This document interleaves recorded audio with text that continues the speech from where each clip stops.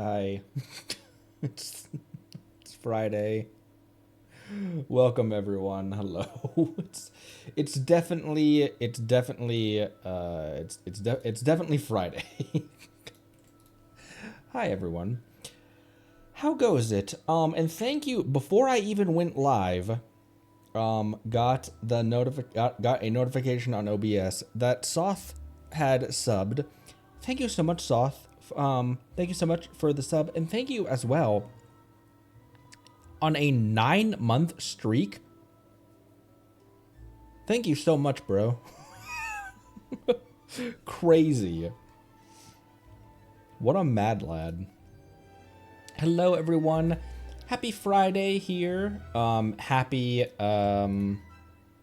if you're watching from the future. But hello, Soft Monday and Fabricio, Evil Fox, Palaguin. Good to have you back, Palaguin. Stuck in bed for 3 weeks sick. Jeez Louise, man. Hope you're doing better. Take care of yourself, homie. Hello, Akun and Marceline. Welcome, everyone. Slightly unconventional stream today. I want to do some lore book readings. Maybe, honestly, perhaps only Arle's book. But I also want to do some reading into the character profiles as well that I haven't read. Because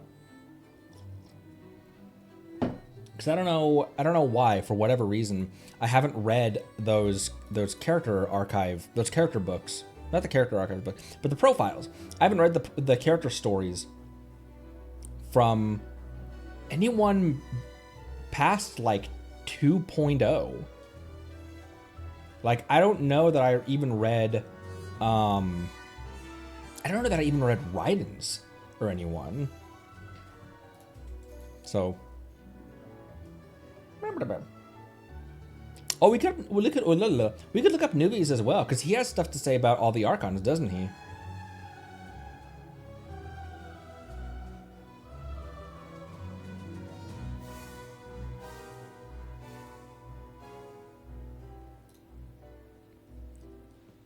It's kind of implied in Nahida's voice line about Farina. It's kind of implied that she kind of knew about the prophecy, or at the very least she knew about the prophecy. Maybe she didn't know about the difference between Fossilor and Farina, but that she knew. She says that the prophecy was etched into Irminsul long ago, kind of implying that she probably knew, which is interesting. So I wonder if the prophecy isn't a secret, but I wonder like how much she knew about it. Like, did she know about Egeria?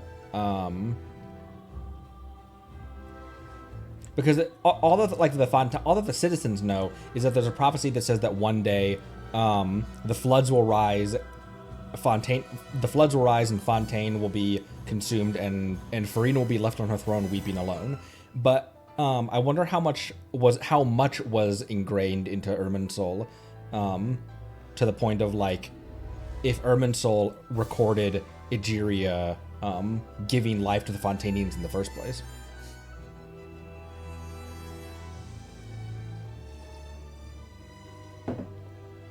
That's true. If the point was to If the point was to deceive the heavenly principles, then that would be kept very close to the chest, wouldn't it? I haven't done my daily commissions on stream for a long time.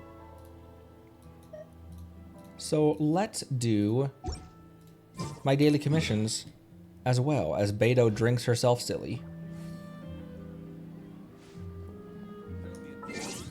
Why was there no voice line? I didn't hear the slurp. I'm coming in. So she only knows the prophecy itself, but not who recorded it. That would make more sense if everyone was in the dark and nobody knows except for now. No one knows except for Nuvi and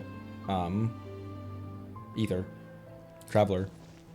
Okay, I've got some commissions, and not all of them are battle commissions, and that's what I'm interested in today as well. Oh, that's a battle commission. Let's go do that one. I handed, where's my notepad? Okay, right now, Beto is rocking Shogun's artifacts, and Toma is rocking Zhongli's artifacts, so I can play some kind of different people. Everyone hold hands. Yoo-hoo! Stand with me.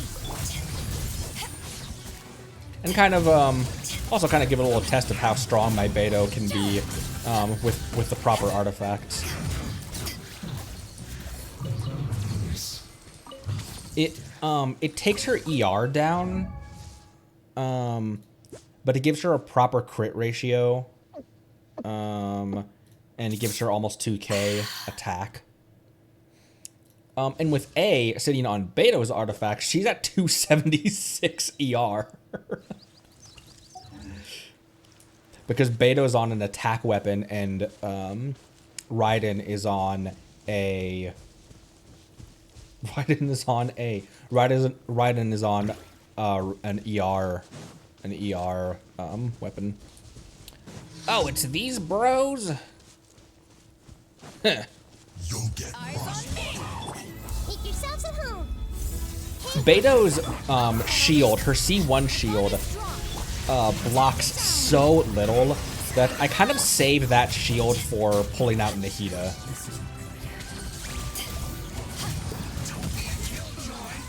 Holy crap! went too far. I just parried for 24k.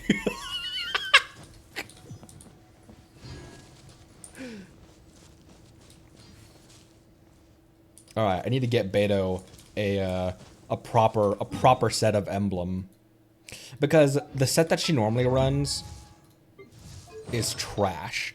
So this is Beto's normal set. Look at her circlet. It only flat rolls on her circlet. 13 damage and 16 ER is not bad. But her goblet, her ER goblet only rolled on flat attack and defense.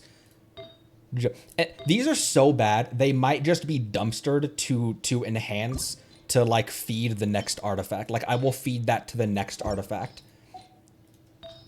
Because a plus 19 that rolled on these even a defense scaler would like there's better ones even for a defense scaler.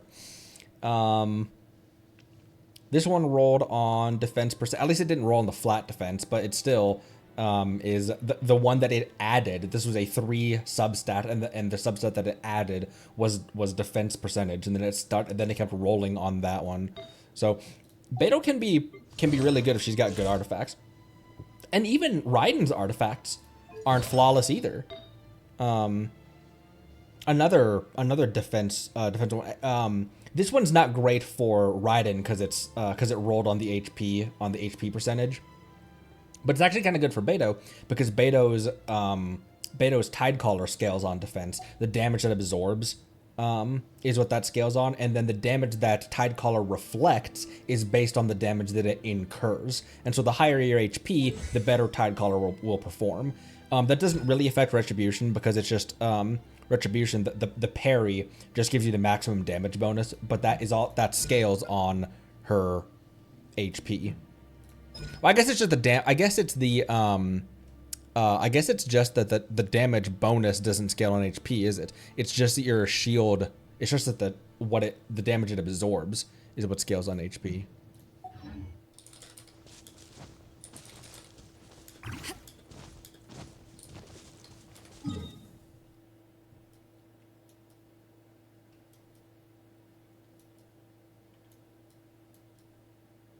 Where else am I going? Okay, more help Depierris, depth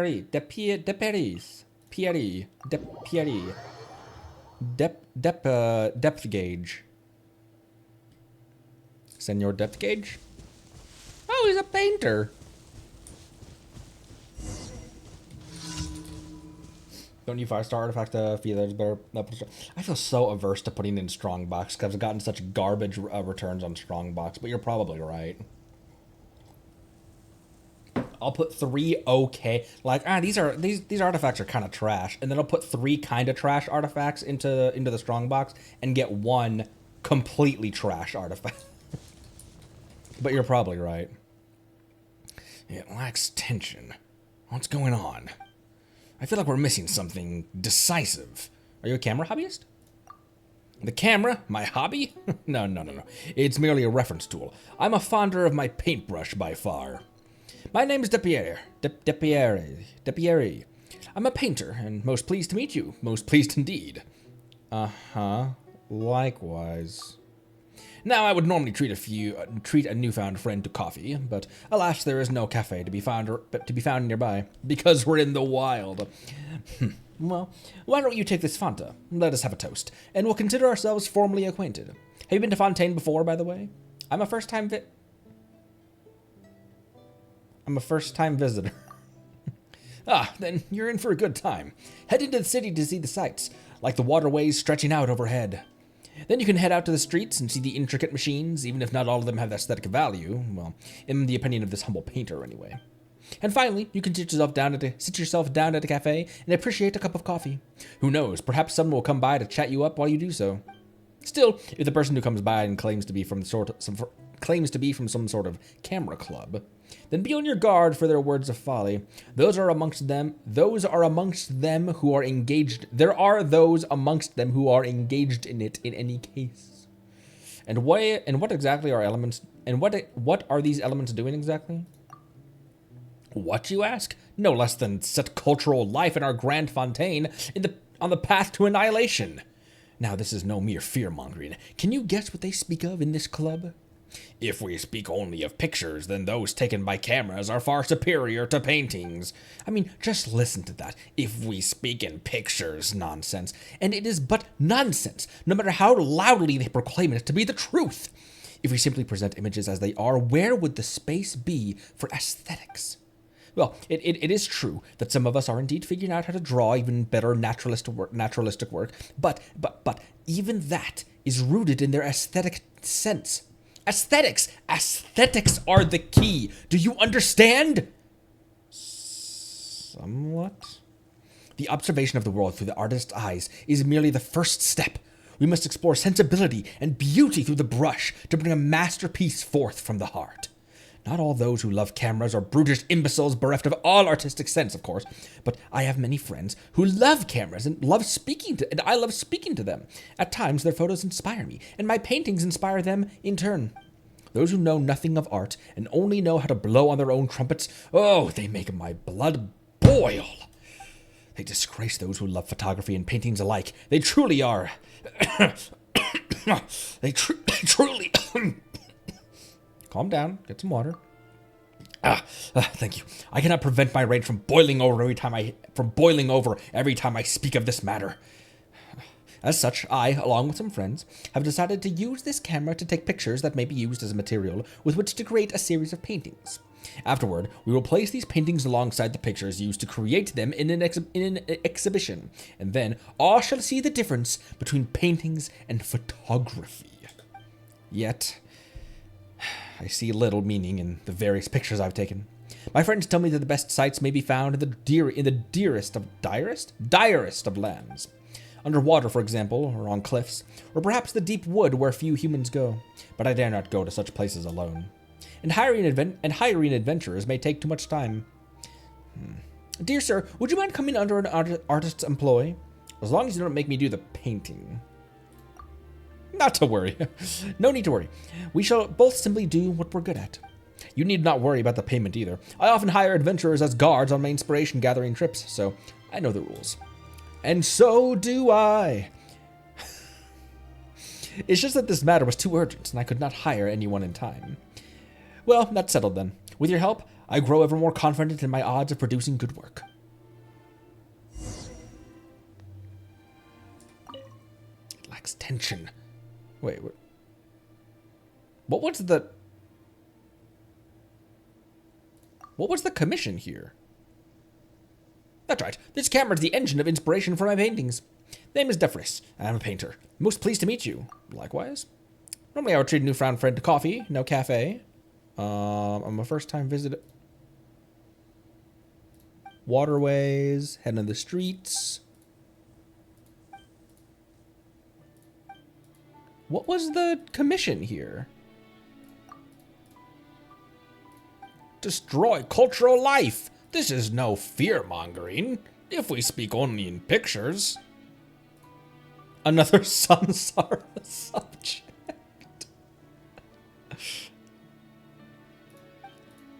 Aesthetics. I'm just choosing the different options now. I love cameras. I talk to my camera. Calm down. Thank you. Another samsara subject. I wonder if these cameras are waterproof. You need not worry about the payment. Those friends of mine gave me some suggestions that I've written in my notebook. The Great Underwater Ruins. Seriously? I wrote those words with such force that the paper nearly tore. But I do suppose that such a place might suggest a unique beauty. Well, in that case, please help me take a picture of just such ruins. The larger the better. The more horribly ruined, the better. There we go. That was freaking weird. It made me talk to him again. What a dork. Hello, everyone. Welcome.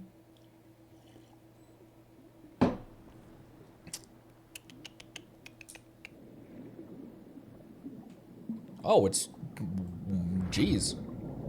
It's G's, you know? You know what I mean?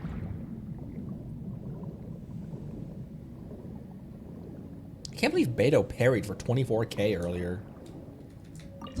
My strong Beto.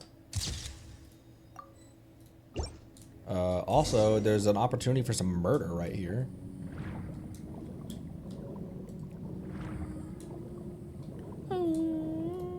Give me a soul. Whoa, that was a cool noise. Oh, there was one right here.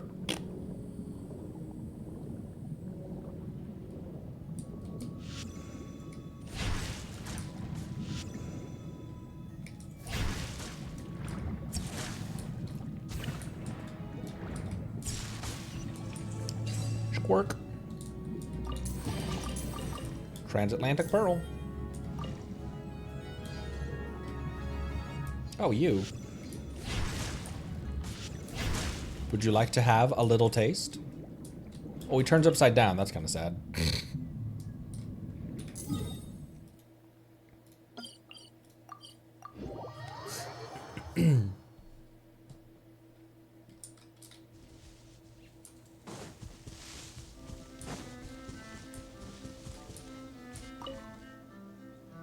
Have you got the picture? Here it is. Let me see. Ah, perfection, perfection. I never expected you to be quite so outstanding as a photographer. From this image, I shall filter the best material possible. Thank you so much. Where did I leave that Mora? Ah, right. This is for you. Please take it. If the chance arises in the future, please do help me take a few more pictures. Now then, what about the composition? Well, thanks, ya dork. He gave me 10 primos for that. Over here.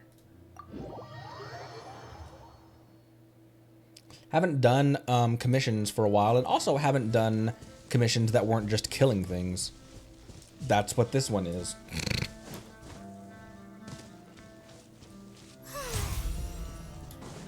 I'll switch to Fossilor Farina. That's how I always see it. The long hair is the acting the acting Archon, and short hair is the real Farina. Did someone say that that's her natural state though, is short hair? Because that's how she appears in cutscenes. I thought it was really cute during Cloran's story quest that she freaked out and just threw her goblins out and hid behind them. She's like, ah, go my Pokemon.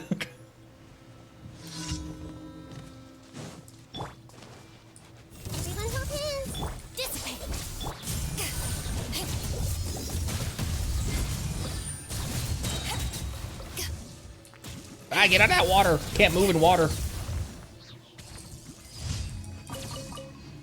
Ow.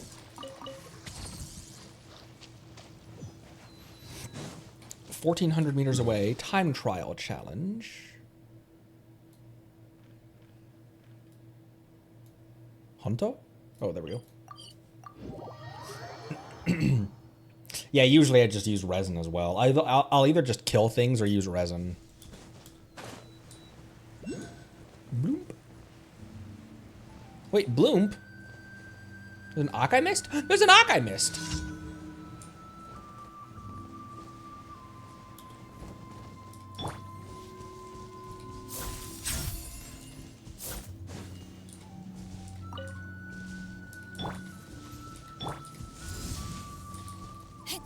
I don't remember what to do with this.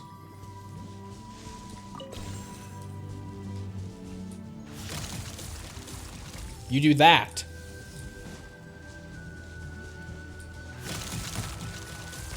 What a gross sound. It's like squishing, but also breaking.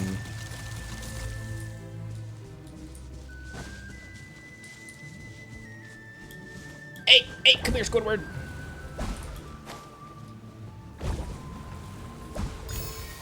Nice. Ooh, I think that was my last Ock. And then I can upgrade the statue again. What you got? Sharing my knowledge. I see everything. Don't! Power that isn't Python. Lightning, purify. Deadly. May I... Oh wait, that's the singer. Ow.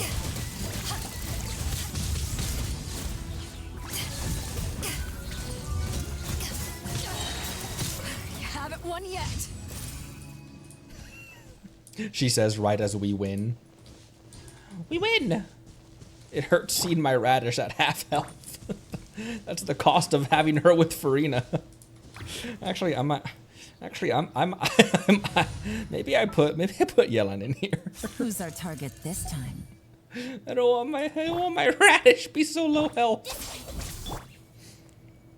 Realistically, Nahida always needs a good shielder. She's so squishy. She's an actual toddler. 500-year-old toddler. 120 resin, yeah. Just making 3 condensed. We usually, oh, is that my last one? Already? That's my last one already. That was my last one already. Okay. Why is there occasionally the notification on the guide when there's nothing new to show you here?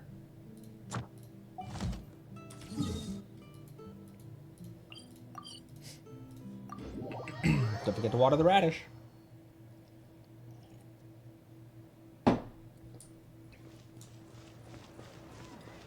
Ad Astra.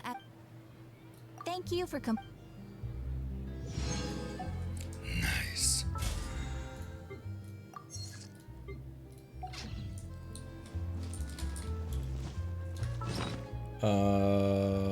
Oh, I can make more enchantment ore right now as well, because I don't think I'm saving up crystal chunks to make any weapons right now. So I can use those crystal chunks to make enchantment ore.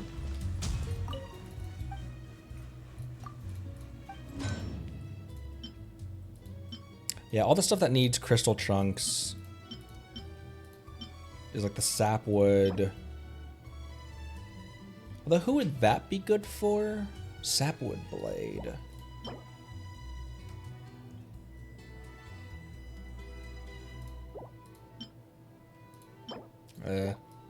Blade.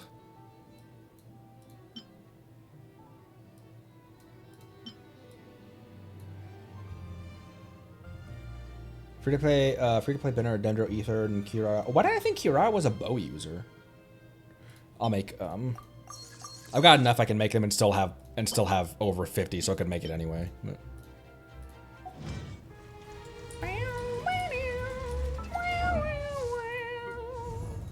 Oh my god, I did get another one actually. Osmanthus wine tastes the same as I remember. Uh-huh.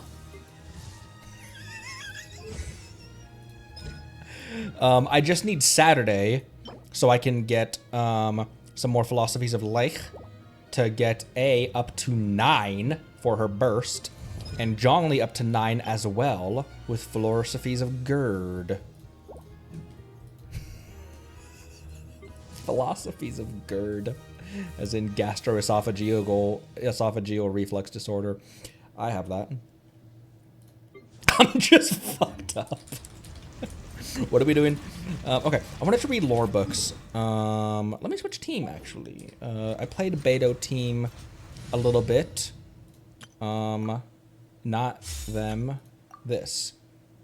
With Toma in here. Let me give Raiden her artifacts back. Just swap everything from Beto. My 2 electro mommies. Don't say that, Connery.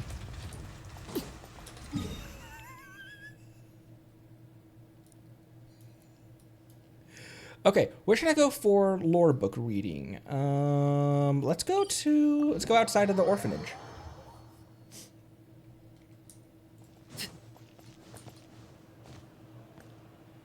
Hotel de Borf.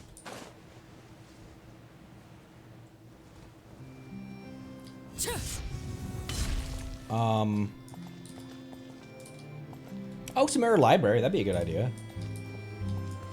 I wish I could just like sit on this. There's nowhere to sit around here. Okay.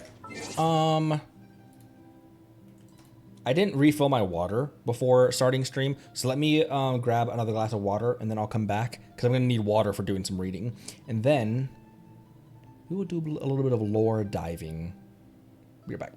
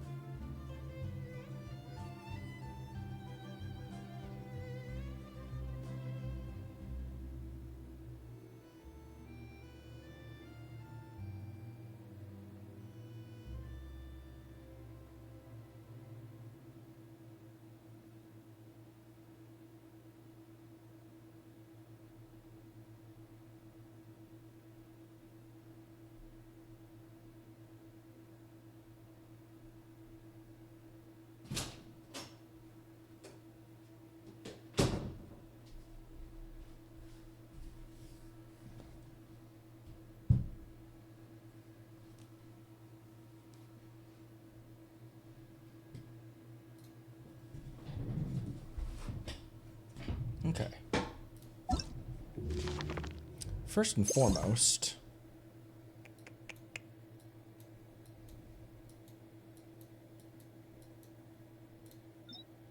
should I read this first or should I read her character profiles first?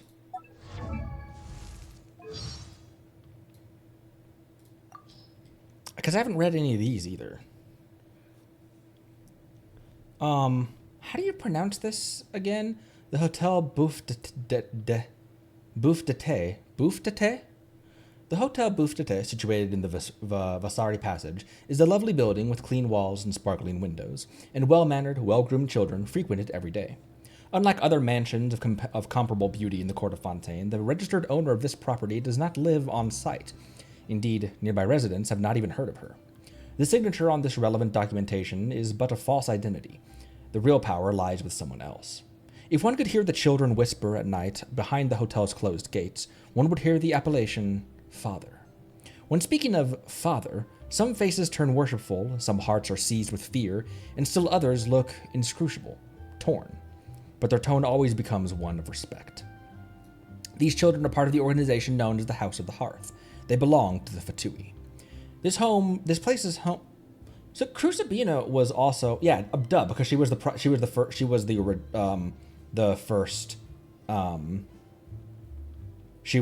prior knave. Hotel Bouffe d'Été. Hotel Bouffe d'Été. I said that in an Italian accent. Moving on. Fucking Americans. This place is home to orphans the world over, and the luxurious hotel is but one of the house's faces. As for this Father, the master of the house, she is none other than the knave, Arlecchino, presently fourth of the Fatui Harbingers. The Fatui and this Harbinger enjoy a mixed reputation, but to most of these children, Father is the most important figure in their lives. It is only because Father is here that this place is truly like a home. Lenny said something similar to that when we first met him, didn't we? Or someone said someone said something similar to that at some point in the main quest. Almost all who've had dealings with the knave have felt the unseen oppressive weight that emanates from her.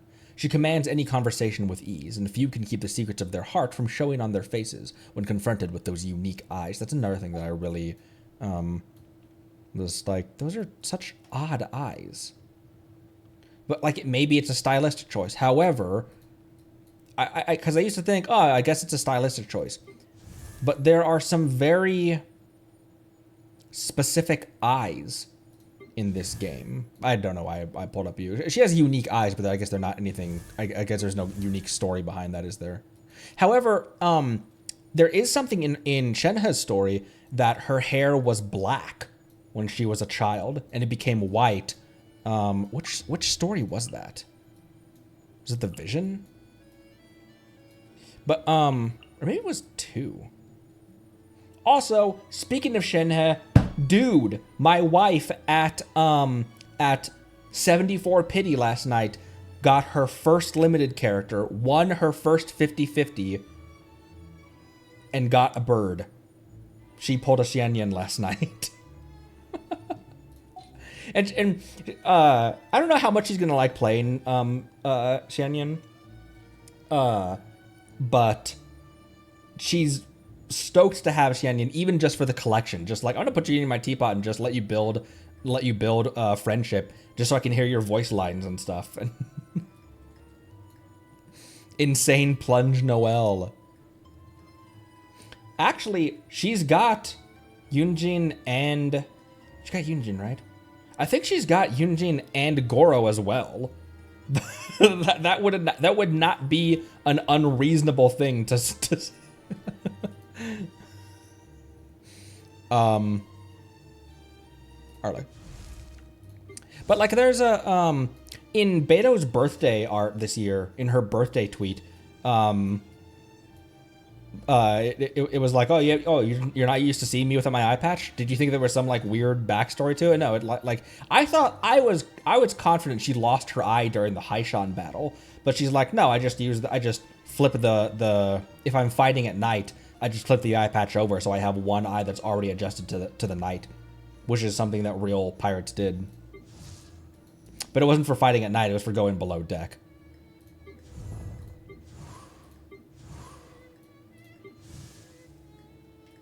Like, Nahida has the very unique eyes. Farina has unique eyes. So maybe it's just a stylistic choice. Yeah, in her birthday art in the tweet, where it says here, what did the actual tweet say? Not that. That's Twitch.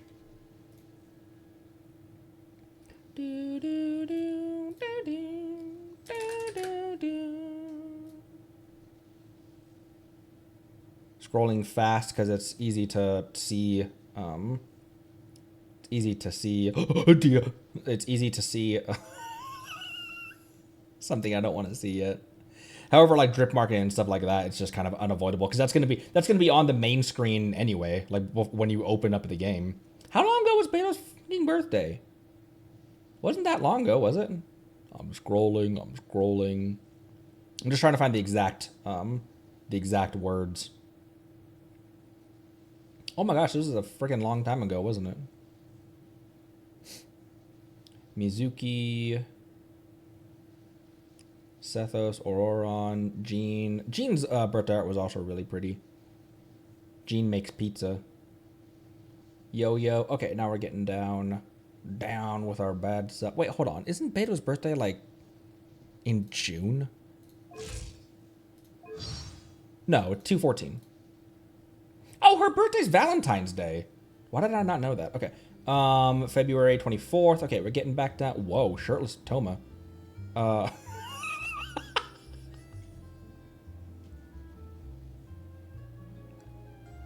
What? Nothing. There we go. Okay, on the 14th, there's Shenhe. There's Beto. The actual tweet, is... just kicking back on the ship's deck, feeling the sea breeze and chatting away. Doesn't get much better than this. Why are you standing there so quietly? Not used to seeing me without my eye patch? Which is fun because they can say, oh, she doesn't have the eye patch on, but you still don't get to see her other eye. Don't tell me you're like the others, thinking there must be some earth-shattering secret hidden behind the captain of the Crux's eye patch. Wearing an eye patch is actually a trick to help one eye adjust quickly to the dark during battles at night. Fascinating. Kind of like how we got insane lore with the we got Abyss sibling lore with the Xbox wings. It is Bird Mom's birthday. Yeah, so my wife got Bird Ma on Bird Ma birthday. Birthday. Stop, Connery. But those X eyes are one of my favorite parts of this character's design. Among many other things. But also I like the how clean and tidy it looks, having the vision just in the middle on this little like a badge back here. I guess it's not a badge, it's just that's the Snezhnaya vision holder.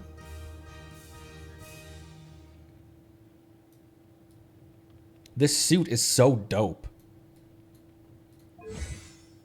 It's such a different, cool, very clean and tidy design compared to some of the other more like fantasy designs. Not that there's anything wrong with some of the other designs, but it's just, it's a much more interesting... She's a diplomat, and she looks the part. Xbox eye, she holds the red ring of death. Oh, man. Okay, I did not read the rest of this one. She commands any conversation with ease, and few can keep the secrets of their heart from showing on their faces when confronted with those unique eyes. Ever ruthless, she will settle affairs while talking and laughing, even being so considerate as to do those who come after a favor by rendering the area spotless so as not to traumatize them. Ever ruthless, she will settle affairs while talking and laughing, even being so considerate as to do those who come after a favor by rendering the area spotless. She'll slaughter people, but she'll clean up the blood after. But none of that is what makes her most dangerous. The unknown has, after all, ever been the source of all dread. Even the children who interact with her on a day-to-day basis cannot claim to understand her. Not her hobbies, her dislikes, or the things on her mind when she gazes out to sea. Each August, they rack their brains thinking of birthday presents for her. and yet her reactions to each gift are virtually the same. This continued until last year when Fremine was given a nasty shock by a lizard that leaped down from the ceiling.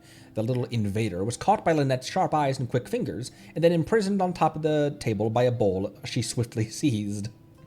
Both Bold and Lizard wound up being taken for that year's gift by the knave, who just happened to return home at that moment. The next day, when Linny entered Father's office to give a report, he found a familiar figure in the feeding box. The temperature and humidity within the box seemed to be eminently suitable for the little lizard, which seemed to be quite enjoying itself. She adopted a lizard that fell off the ceiling. Father seemed to have experience in rearing reptiles. As the knave raised her teacup, Linny immediately shifted his gaze away from the lizard, but he quietly noted this incident to himself. The children seize every opportunity they can to get closer to their father, after all. Thus, Linny, Lynette, and Fremine began looking up all sorts of knowledge regarding raising lizards, hoping to have something to discuss with Father when they next saw her. But just a few days later, when he next set foot in her office, the box was already empty. Father, what happened to that lizard? It attempted to open the box lid a few times, so I gave it back its freedom. Our acquaintance was brief indeed, but that was the choice life made. The knave's voice was completely calm. Looking at the confused Linny, she then directed a casual finger at the bird that was poking about at the windowsill. Ah, yes, not long after it left, the lizard became this one's lunch. Now it seems to want me to serve it seconds. Go chase it away.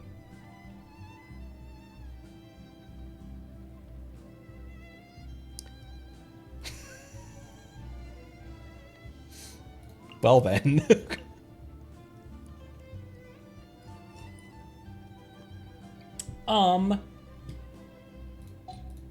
Should we have the rip? Should we have the Fontaine music here? Or maybe I will pull out maybe I will pull out a playlist of other Genshin music as we're listening to this, because otherwise the Fontaine music is very, very nice, but it's going to repeat over and over as we're reading lore books. So let me pull this out.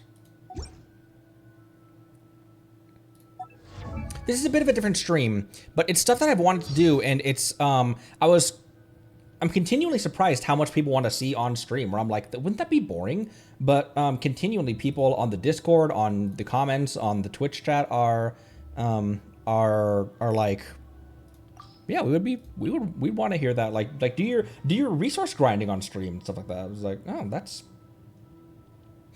okay. Thank you for wanting to see it, for wanting to see stuff like that. Vanity is but human, and adolescent children gradually gain awareness. Shoot, let me move that there. There we go. And adolescent children gradually gain awareness of beauty and homeliness. They begin to surreptitiously don accessories and trim their split hairs with scissors. Rebellious little tendencies such as these are of no concern to Father, nor will she interfere. But should a child... she told Child, she was like, just wait until Tonya wants to dye her hair 42 colors. But should a child revere their position during the night operation on account of a necklace she would not lay aside, now this would require a father's instruction. Thus did Arlecchino enter that girl's room, a lovely handbag in hand. The necklace had already been taken off and placed next to the table, and the girl stood trembling next to it. She knew her error. Arlecchino scooped up the necklace and gazed upon it, before walking over and looping it back around the girl's unblemished neck. She then lifted the flowing gold locks around the child's ears. Oh, you pierced them yourself. And so Father once more retrieved the velvet ribbon and jeweled earrings from that bag, tying the girl's hair with the former and affixing the latter to her ears. Then, taking her by the shoulders, she guided the girl before the mirror. The young lady reflected within was as a gem-encrusted noble rose, her beauty shining through the unease that blazed across her features. It is normal to be vain at your age, but do not let those beautiful trinkets arouse vanity and dull your intellect. Turn that down a little bit. I'm sorry, Father. The young woman anxiously apologized, her terror evident. With quivering hands, she reached for the earrings, making to unfasten them. It won't happen again, I swear. But the mirror showed only Father's unwavering calm, her smile seemingly undimmed. Shh. Do not be so nervous. People often long for that which they cannot have, and it would not do for regret, it would not do for regret to make beautiful memories seem even rosier. Wear them. Once you have grown accustomed to them, you will realize that no gem, however exquisite, is more than an object cold and dead. This is your new lesson, to understand the source of your emotions, master them, use them, never be their slave. So that's interesting. One of the orphans went out on a mission, and her clattery necklace like gave away her position or something. But rather than punish her, she used it as a teaching moment, which is interesting, and another parallel between how different she is compared to Crucibina, because Crucibina would have just punished them in some brutal way. Like, you were on a mission, you messed up, and you're going to learn a consequence from it.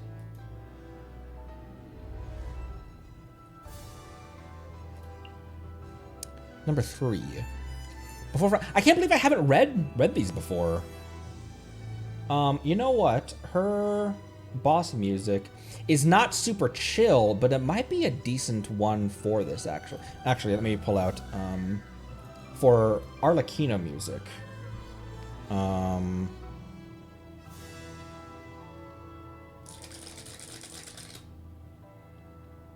it's actually one of the best parents. I mean, there's not a lot of competition. You've got A, for example. Not that, like... I know there was a lot of misunderstanding between A and Skara, but there's not a ton of competition. Yeah, not that there's too much competition. Maybe this would be fitting. Yeah.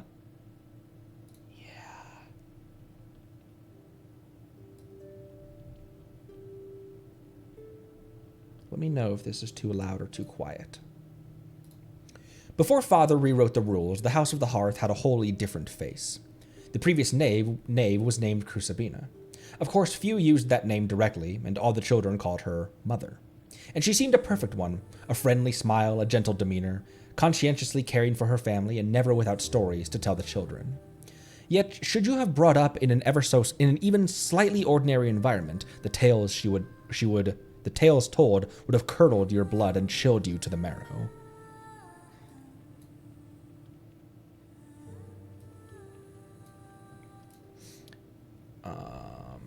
Yet, should you have been brought up in an even slightly ordinary environment, the tales she told would have curdled your blood and chilled you to the marrow. I didn't understand that for a second. If you were a normal kid, then this would have been super horrific for you. She would speak of unspeakable cruelties as if they were fairy tale fantasies, guiding the house members to mutual slaughter until the strongest among them was selected as king. She called herself a mother, but never saw the hearth as her home. To her, the unnumbered sacrifices were but an interesting experiment. Before taking the title of the knave and changing her name to Arlecchino, the young girl had another name, Peruer. She was an orphan of unknown origin, like all others in the House of the Hearth, a child of their mother. Many knew that Mother favored her especially indeed, caring far more for Peruer than even her own biological daughter, Clairvy. As such, even to the last, few understood why Peruer repaid this kindness with a magnificent assassination. Crucibina's insane experimentation took place far from prying eyes, so naturally, almost none knew of them. Peruer was thus tarred as having committed matricide, her madness known to all. That's another thing that's interesting, that I think it was in one of her voice lines, not one of her story things, but in one of her voice lines, where she said that people see her as this mad, psychotic, murderous person who just slaughters randomly, and she's like, I'm fine with that because it's leverage. Like, it's advantageous to me when I'm talking to people. Because she's not exactly that. She's not as ruthless and bloodthirsty. She's done horrible things. She has killed but the fact that it served her reputation served her in her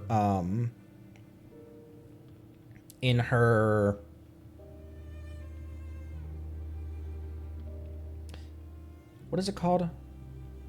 In her talks with Nuvi and Farina, about the Gnosis and about plans and everything, it served her to have Farina fear her. I mean, for more ways than one. Farina did try to kill her. But even after the dust had settled, she who had once been Peruera was now Arlecchino. She who had once been Peruera was now Arlecchino did not suffer any explanation. Negotiations. Jeez Louise, that's the word I was looking for. The negotiations were indeed short. She indulged the spread of these rumors, and indeed added fuel to the fire from the shadows. Whether as a diplomat or assassin, one profits most from seeing through the other party while keeping oneself shrouded in mystery.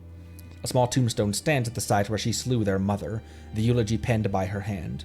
Here, the last light of the setting sun lies buried. Here, the coming dawn finds a welcome.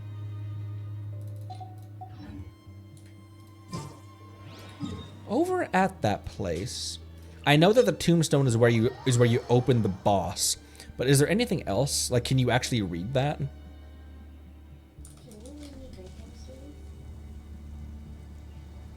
What? Can you read me bedtime stories? Yes, yeah, I'm doing.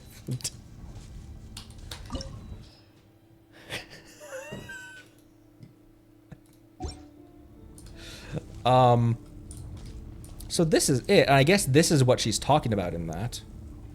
Yeah, it's in the Tevat script right here. I wonder if you could read that before the boss arena was open.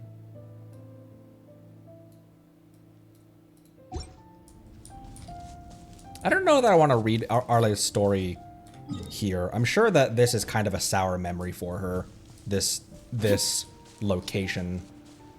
Because I could see someone using this as a poll location for her, but I see this location to Arlecchino the same as I see the throne to Farina.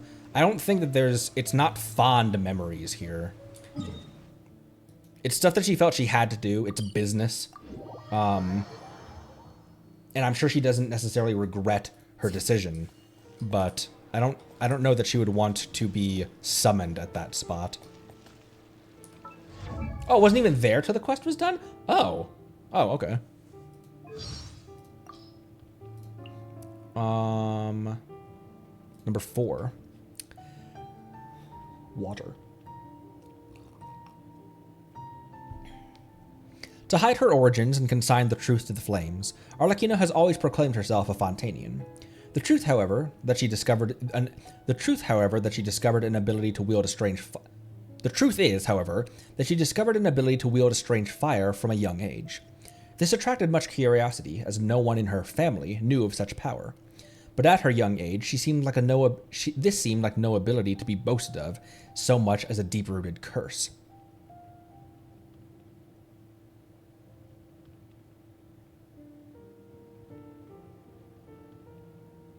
Wait, so she had the ability to control fire before she received her pyro vision?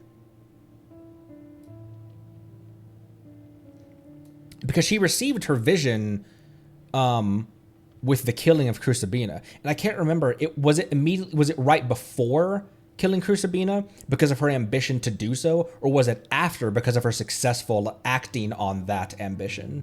But it was either right before or right after Crucibina's killing that she received her vision. But she was able to control fire even before that from a young age. But at her young age, this seemed like no ability to be boasted of, so much as a deep-rooted curse. Each time she let her vigilance wane, this power would run rampant, eating away at her body. First her fingers, then her palms, then her forearms. The blackened marks were akin to those of...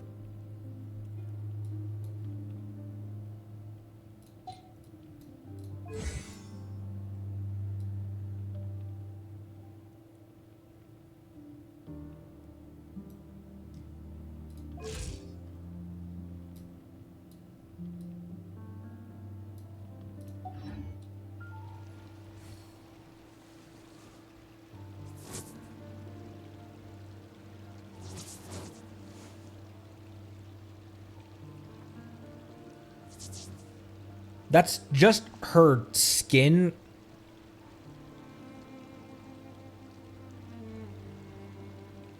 What could the She's not wearing gloves? That's just her skin scarred from exposure to fire? That's horrific. The blackened marks were akin to those of burned charcoal, just as she seemed akin to burning firewood.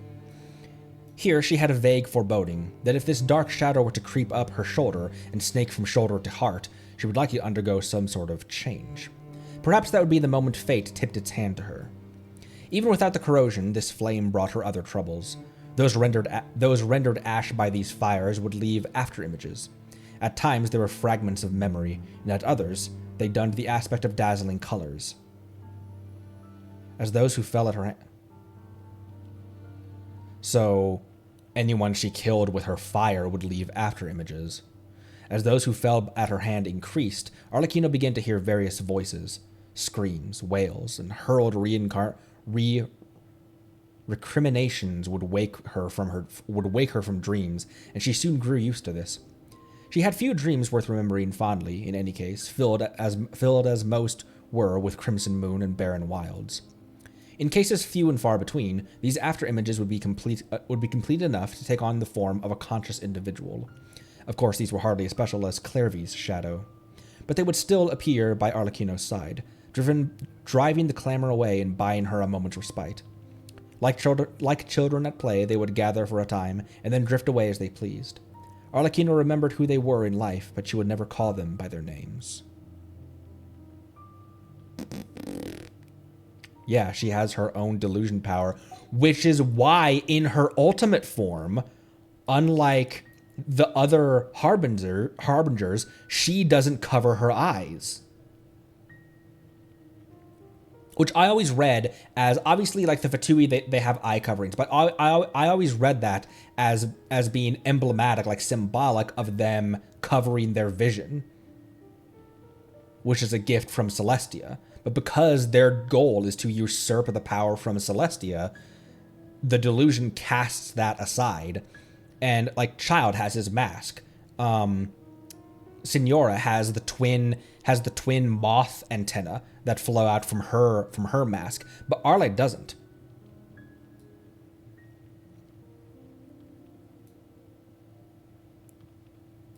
That's fascinating. Had.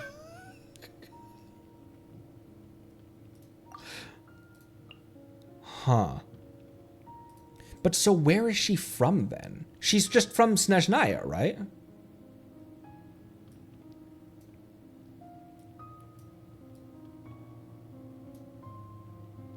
But I guess that's what the hms were in chat, was that it was her man. I guess that should have been kind of obvious, because who paints the nails on a glove?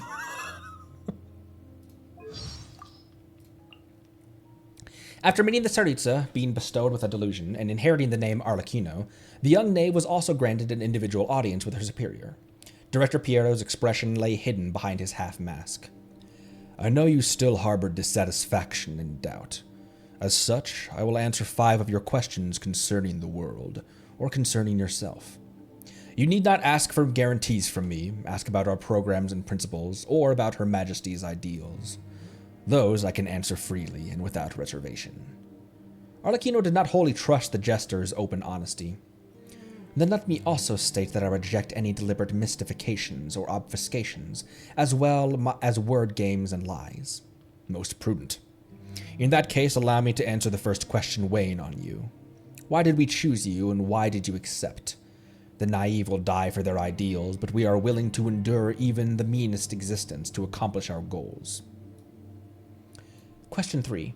What do my constant dreams of a crimson moon and my powers mean? I once served the final dynasty of an ancient underground kingdom.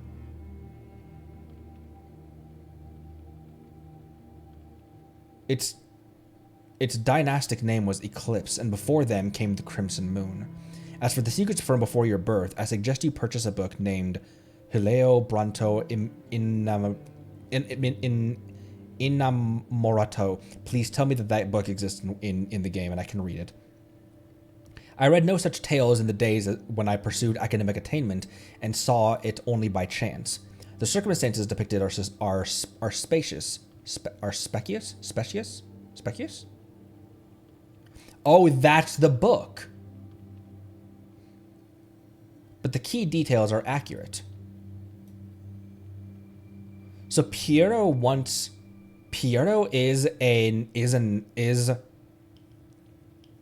not Enkanomiya. Piero is a Conrian?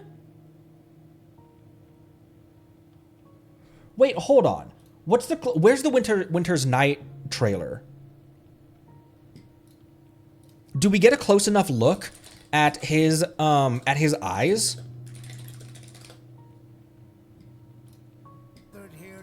We are gathered here today.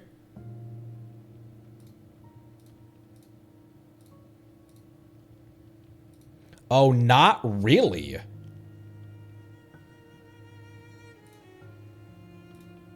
We kind of do, but it's really difficult to tell. It's obvious in Kaya's eyes.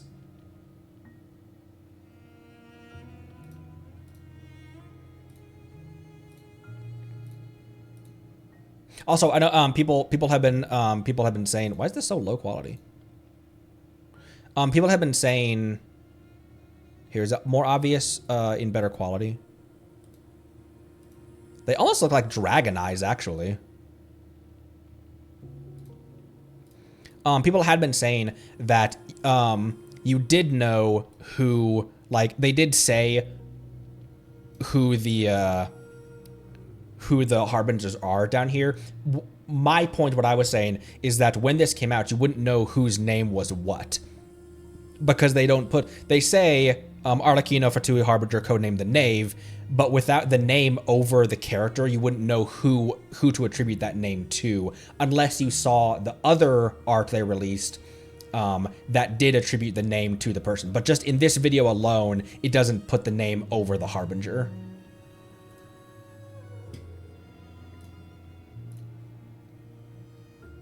But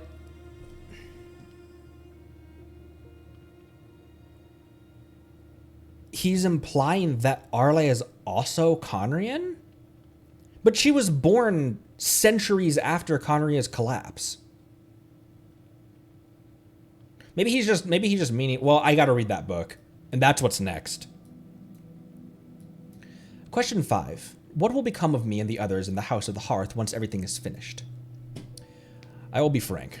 None of you have any place in my ideals, for I plan only to uphold the virtue of folly. But I can guarantee that our Tsaritsa will once again be a god who loves all humans, and in her ideals shall all human wishes be granted. This virtue of folly was, of course, left enigmatic, but she accepted this answer nonetheless. The fool had given 5 answers to her 5 questions, and the mist that covered her eyes was beginning to part. Arlecchino. Piera called out to her as she departed, and she turned around. Rather than dwelling on how the world is now, you should consider to where it should go. The sounds of her departing footsteps as she spun on her heel and kept walking were the only reply.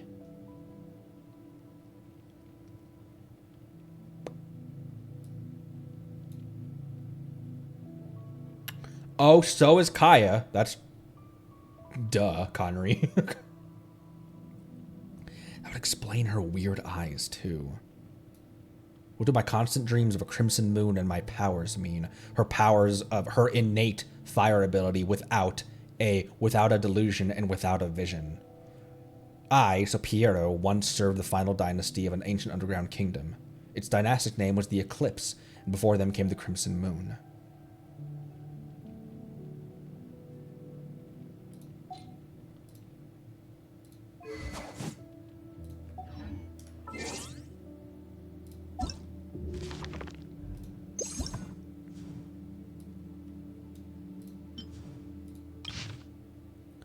O High Lord of the nobles of Conria, the crimson red moon has long since fallen into the abyssal firmament, and the blindness of your blood has ended your line. O benevolent Lord who leadeth us, should you still pity the children of humanity, then drink deep the wine in this cup. It was an ancient era, before the dark sun's light illuminated the underground, and an ancient and glorious clan still ruled the vast kingdom. The dogmatic priests convinced the muddle-minded king upon the throne that the remnants of the crimson moon in the sky ruled all, for it is the color of the moonlight that flows beneath mortal flesh, and the darkness hidden within the bottom of the abyss shall too emerge from the crimson moon. This being so, the king of humanity should take upon himself the name of the crimson moon, and by the light and flame of two worlds judge fickle fate. Thus they yearned for transcendent individuals to build countless glorious towers, and prayed for the long-dead crimson moon to bring them salvation. Until the astrologers branded as heretics glimpsed in the inverted image of the false sky the origin of all the world's fate, until the unquenchable flames of doubt and fury blazed across the dreamless realm like wildfire, finally burning to the moonlight-hued palace itself. By the time of the blackened sun, the name of the crimson moon had long faded along with the crimson moon that had flowed. Only the epithet Bale Moon remained to stain the lingering detritus.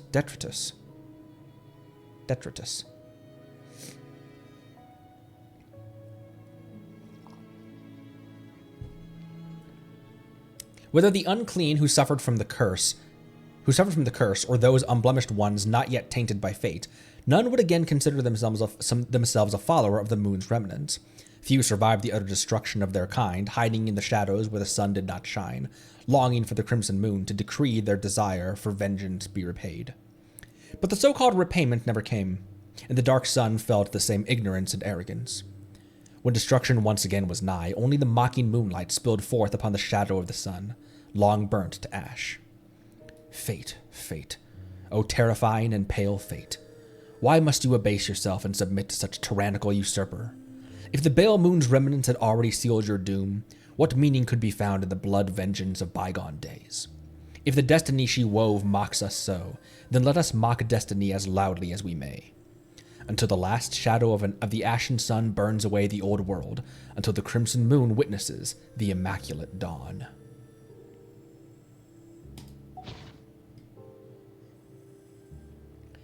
There's so much story buried in a single weapon.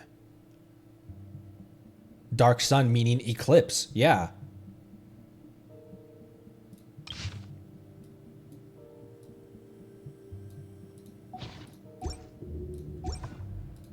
Something you wish to report? Go on. You have my undivided attention. Everlasting as the moon. So what is that realm that she taps into? The realm that she was able to trap ether inside of?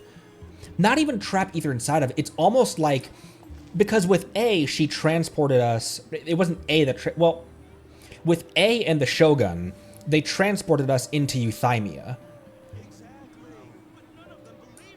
I know, it's crazy, isn't it? Like he got transported all the way into someone else's consciousness. But with Arlecchino, it was almost like it's almost like she wasn't, like she didn't transport him into a different dimension. It was like she, maybe she did though. In her mind, Arlecchino is crazy powerful, but is she that powerful? Because it seems like the power of a god would be the kind of power to transport us into another dimension. But it's almost like she just gave him a vision. It's almost like she just gave him a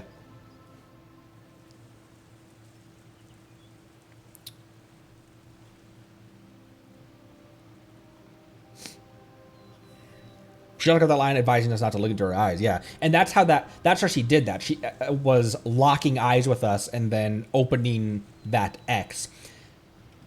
Part of me reads that not as her transporting ether into a different dimension or into her mind, but as her giving ether a vision with a lowercase v,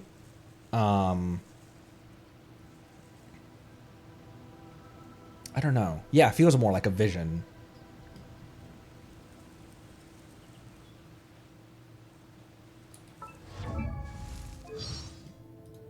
Okay, that was 5, wasn't it? Yeah. Marel? Marel? The House of the Hearth uses many code words. Oh, wait, hang on. I gotta put these back up on top of there. I'm going to loop that. The Enka music is legit for this, by the way. I'm chilled.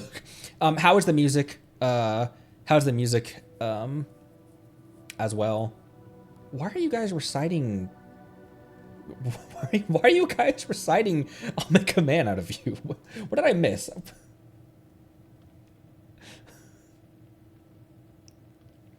Is she as mysterious as the dark side of the moon? I don't know, but she's as swift as a coursing river. How about the strength of a raging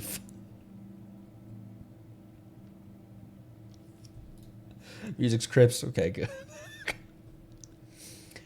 The House of the Hearth uses many code words to maintain operational security and secrecy, and of these, Morel was personally selected by the knave herself.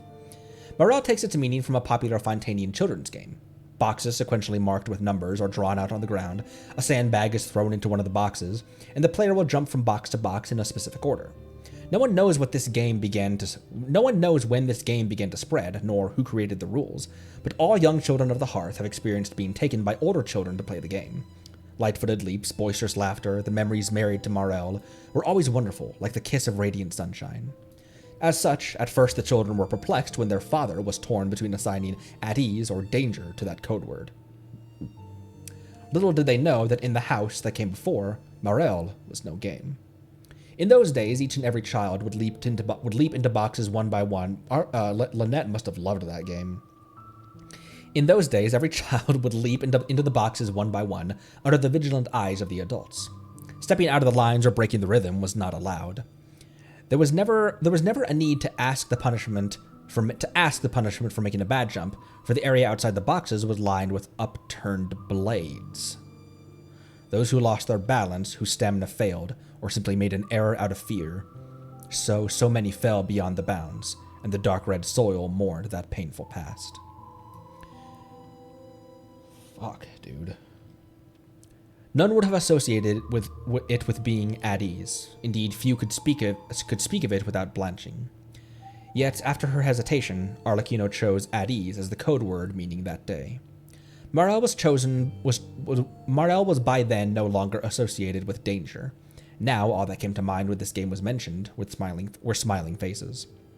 In which case, she thought, let those unhappy memories dwell in her heart alone. Let the blood and dust be wiped away, for should children not see a broader future.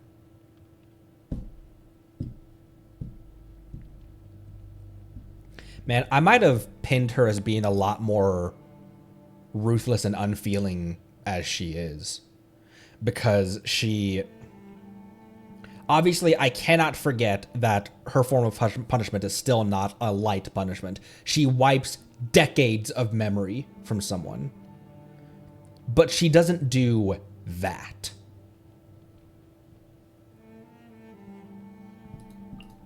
And finally, vision. Arlecchino has many sources of power. The ancient Bale Moon blood fire burns within her, the noble blood serving as both curse and blessing. This was her first support. So Bale Moon blood fire. Wait, what's the name of her? Bale Moon Rising is the title of her burst. Also, Invitation to a Beheading as the title of her normal attack. The merciful Cerdisa pardoned her matricide and granted her a delusion, proof of royal favor and a badge of honor. This was the third time she obtained a source of power. Between these two, the girl who still called herself Perouer received a vision. While Clairvy yet lived, Perouer had mooted the idea of assassinating Mother to her. Perhaps she lacked confidence, or perhaps it was their familiar bond that yet shackled her, but Clairvy refused.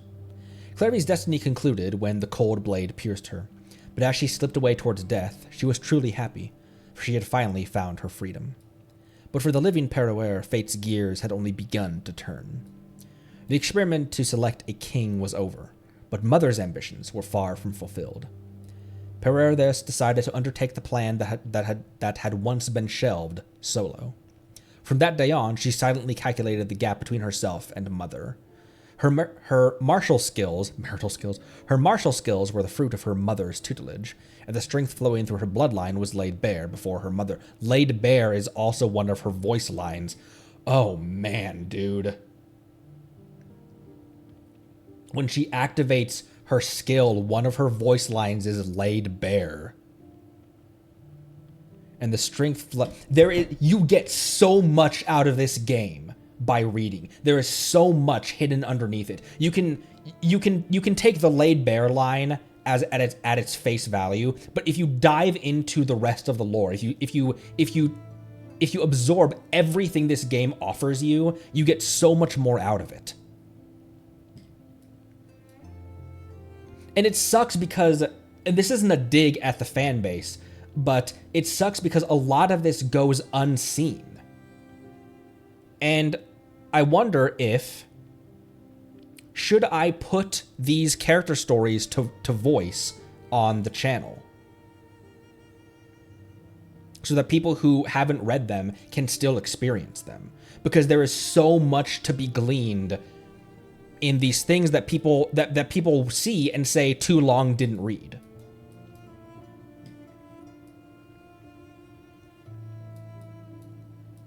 The strength flowing through her bloodline was laid bare before Mother. And what was a child, and that's what that voice line means. When she activates her skill, it's her strength laying bare before her enemies. And what was a child before adults, but a nestling, even one who had emerged as ruler of the roost. But what her life of suffering up till now had not taught her was how to give up. Thus, Perouer constantly honed herself, though her body became riddled with scars from constant battle, though her arms should be burned black from baleful bloodfire she could not completely control. Oh, that's why it burned. It's because she was still learning how to control it. Then on one moonlit night, a vision came to her without warning or portent. The round vision lined up perfectly with the moon, and the glimmering gem tinted the latter crimson. Was this her wish? Was this merely a fruit of hundreds of days and nights of ceaseless thought? Excuse me.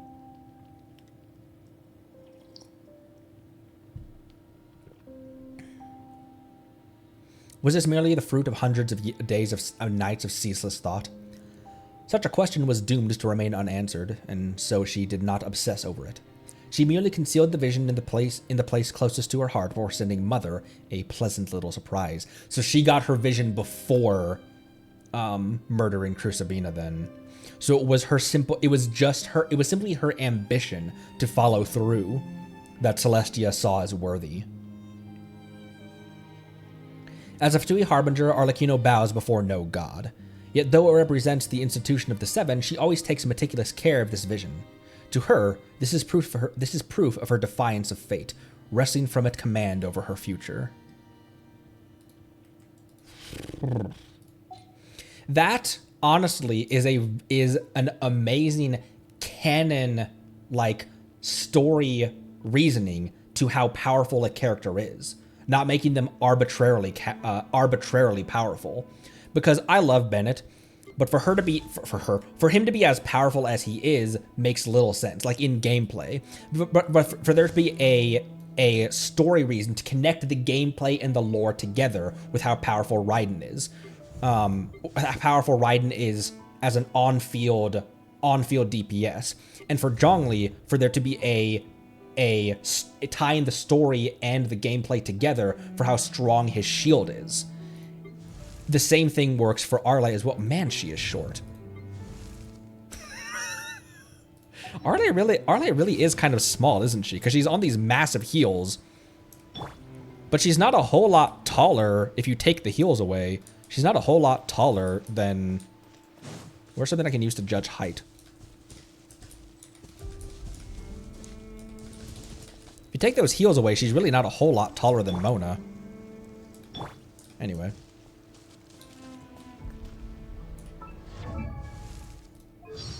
Well, that was all of her stories. I think I'm gonna put, at least for select characters, maybe not all of them. But I'll put these much overlooked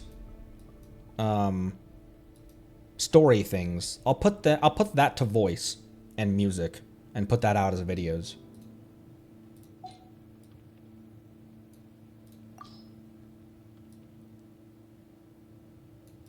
Only in the grip of winter do people truly appreciate the warmth of flames.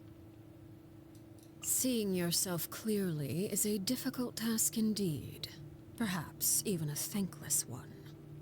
After all, they say those who lack adequate powers of self-perception often lead a happier existence. On occasion, I hear others whisper in secret, calling me cold and cruel. People are free to believe as they wish. And I don't intend to clear up their misconceptions. Prejudice has a way of concealing the truth, and that is hardly to my disadvantage. Still, I believe the time has come for certain measures to be taken to live up to their expectations. Let's just hope those on the receiving end of these measures have enough power and status to escape with their lives. That is the most threatening thing I've heard in a hot minute, Arle. Our ideals are not entirely aligned. If we are to work together, we must be willing to compromise. To that end, I'm willing to share certain secrets with you. Information that I choose not to reveal, however, is best left unexplored. For your own good, of course. Oh my gosh, bro, her voice is so... Erin Yvette did such a phenomenal job painting her interpretation of this character is phenomenal.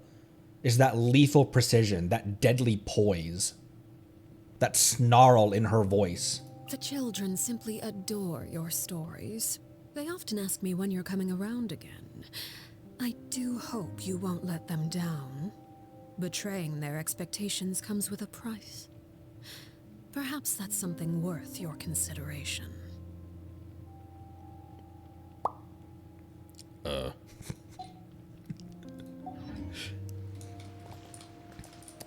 Okay, let's read that book then. What's this then?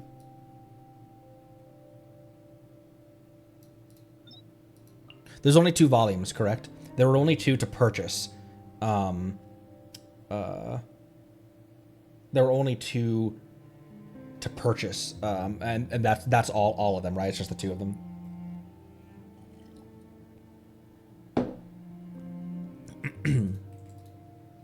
She voices a well-liked NPC just before Fontaine's release.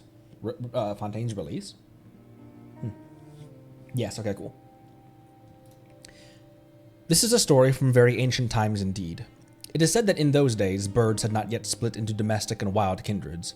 In those days, a crimson moon shone down upon the subterranean realm, and not the dark sun of latter days. Due to the kingdom's unique position, things from outside this world were always leaking into it. Wait, this is about Conria.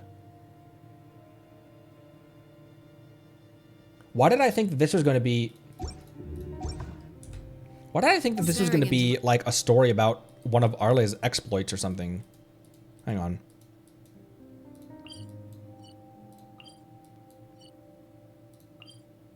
Oh man. Is there not a quick way down to the door? How did we get down there again? Shoot, how do we get down to the door? Conry, yeah.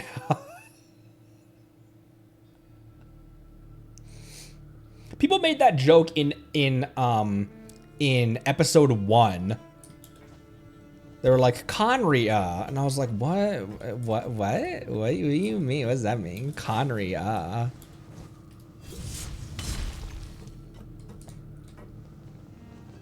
Oh, it's just down.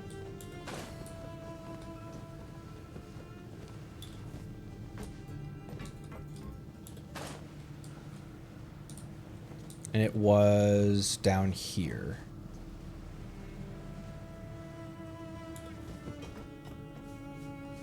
Was there a, I don't want to kill that rogue.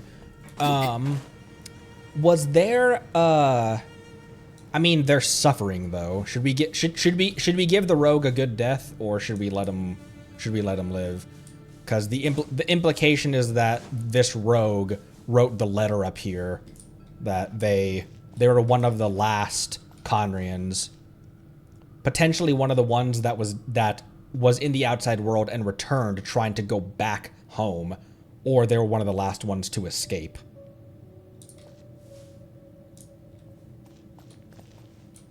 Okay, they're suffering. Let's... Yeah. Here's backup. Don't get too close. Fate is upon you. Transfixed. I like no bond of life right now. Even with that little bond of life, she's still critted for 41k. She's got triple power. She doesn't use her delusion though, does she? Because when she entered her ultimate state in her boss battle, was that her using her delusion, or was that just her tapping into her Bale Moonfire?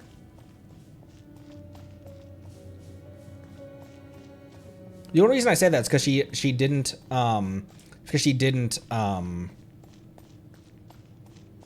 cover her eyes, which is usually emblematic of using the delusion. She was also using her delusion, which explains why she hit like a motherfucking truck.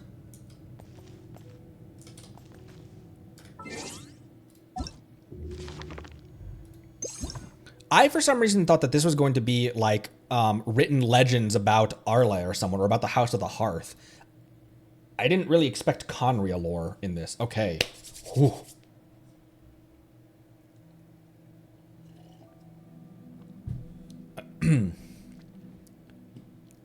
Okay. This is a story from ancient times indeed, said that those days Crimson Moon shone upon the subterranean realm, and not the dark sun of latter days. Due to the kingdom's unique position, things from outside this world were always leaking into it. The kingdom's weapons would wipe out the calamity slipping in, but what of all the other objects? Such as, say, a child who may have come from some destroyed world. One of the sages spoke thusly to the great ruler. "O high lord of the nobles, a child once told me a tale of another world. Once upon a time, there were sea people who believed that the gods came from the sea. Each time they discovered a shipwrecked person, they would treat them with the utmost honor, for they believed that the gods would take the form of the shipwrecked to investigate the mortal realm." The ruler replied, "I do not perceive your meaning, so do as you please." Naturally, no oceans in the traditional sense lay within the kingdom's borders. The earliest founders of the kingdom had once seen the majestic silhouettes of the mountains blur under the sun's searing glare, and the rippling reflections of the moonlight falling upon the sea's surface like a scattering of pearls. But at the time the story took place, only outsiders and those few who had left the kingdom on official duties and returned could describe such sights to the ruler. The ocean and the sea were often used as a metaphor for the space projected by the stars. In anticipation of the arrival at their kingdom of gods from beyond the so-called ocean, or rather, the arrival of beings who could transcend the gods.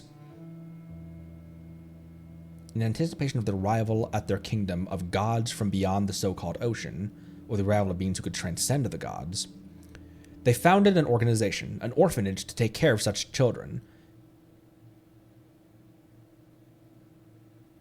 In latter days, the orphans of the kingdom and those who wandered in from outside were accepted as well. The young Perenhari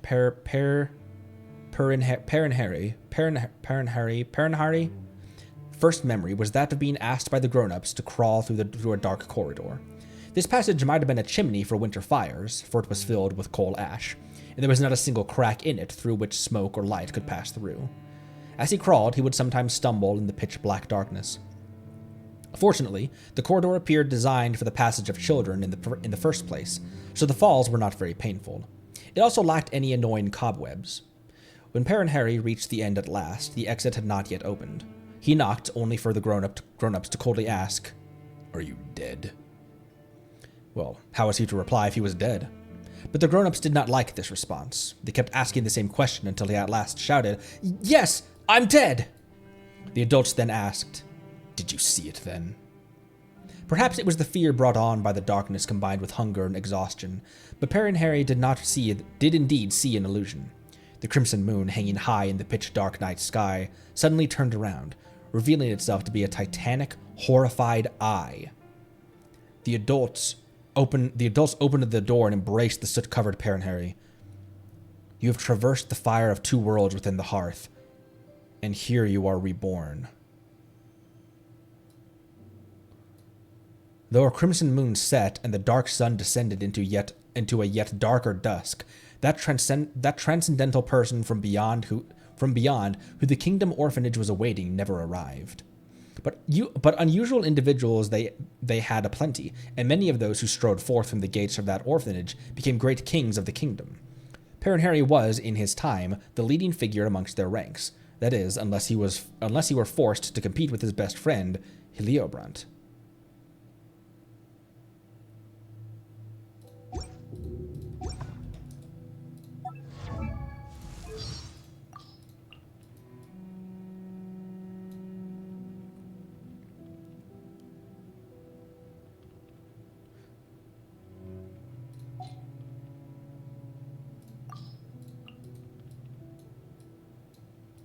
Does this word mean in memoriam, like memorializing, or like a memoir?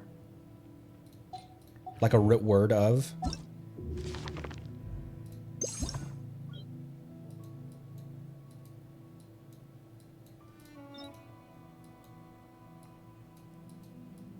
Wait, number 2. They should have competed for glory and decided who was superior through the amount of honors they crowned themselves in, and the number of goblets of fine wine downed during the festivities afterward. But for some reason, their rivalry would take a mortal turn. That day, the orphanage welcomed a new member. She was a beautiful young lady from a foreign land who claimed to be a noble princess. Official. Her nation had been defeated by Deus Ari, and yet the daughter of a priestly line she remained, and would not submit to the new god, and so she had drifted, wandering through the gates of their kingdom. She called herself Angelica, meaning one who is as a divine emissary. Remind me of Deus Ari again, please. I know that's a significant, but I just need clarification on that. God of Gold. It's another title of Morax? Oh, that's right!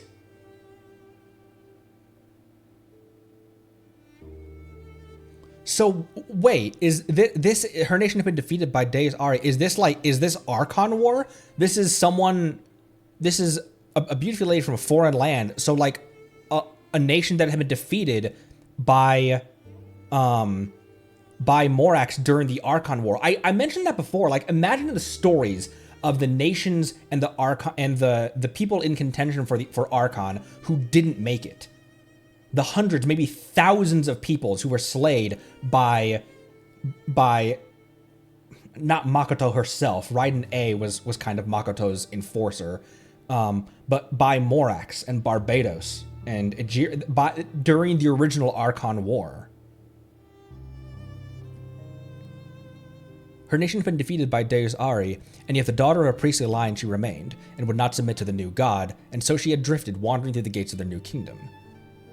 She called herself Angelica, meaning one who is as a divine emissary. So she was from above and wandered into Conria after the Archon War. Fair Angelica declared that she would only marry the mightiest king in all the kingdom. Baron Harry cared not a whit, but Heliobrandt was smitten with her. Angelica would often take walks near the Sea of Wells, and there she spoke much of the outside world to Heliobrandt. It's not Heliobrandt. Leobrandt? Baron Harry would come along out of concern for his friend, and because suspicion was born in him sooner than curiosity. He would doubt her every word, yet wish that he might see these things one day. Angelica's arrival changed Leobrandt altogether. He would cause trouble, looking for any provocation upon which to stake a duel against the other knights. He would win all these bouts and turn to Angelica to show off his prowess. Yet all she ever gave him was a cool smile. For what great feat was it for a great runner if they raced a tortoise and triumphed? Njord, who walks with the dark sprites, Alf, the greatest warrior in the university's magisterium, Albrecht, commander of half the knights, and Baron Harry, the undefeated. Angelica spoke thus of the mightiest figures in the kingdom, and as she saw them, Njord, who walks with the dark sprites, Alf, the greatest warrior in the university's magisterium,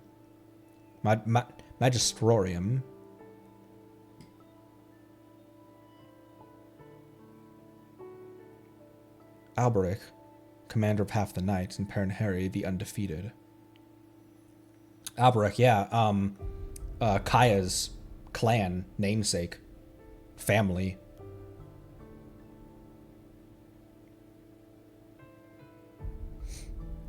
Yeah, so Angelica was from Liyue before it was named Liyue. Having fallen head over heels into the throes of love, Leobrant came to what was an all too reasonable conclusion for himself. People might call him a traitor or believe him mad, but even so, he had no wish to hurt Perenheri. As for Perenheri, he believed that his best friend's madness would be cured if only he could kill Angelica. In the midst of that most merciless of pursuits, the three left the kingdom's borders. At that very moment, Leobrant clutched his face, and the words escaping his mouth gradually grew more like the howling of a wild beast. The witch, Angelica, explained thus. Leobrant is the descendant of those who forsook their god and came to the kingdom.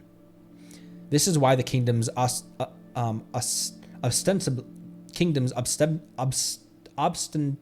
obstinately pure-blooded... Obstinately, geez Louise Connery. This is why the kingdom's obstinately pure-blooded aristocracy persists. This is the price for betraying your own god. What is the descendant of those who forsook their god and came to the kingdom? So Leobrant was also someone from above who came to Conria later? Where was he first mentioned?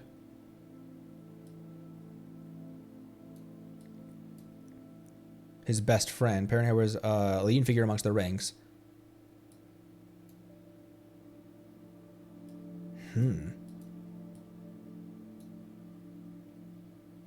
There's a price of betraying your own god. As for you, Perenheri, you are the one who drifted there. Thus, you bear no such curse. You may not have the nobility to shoulder a world, but you too have your own destiny.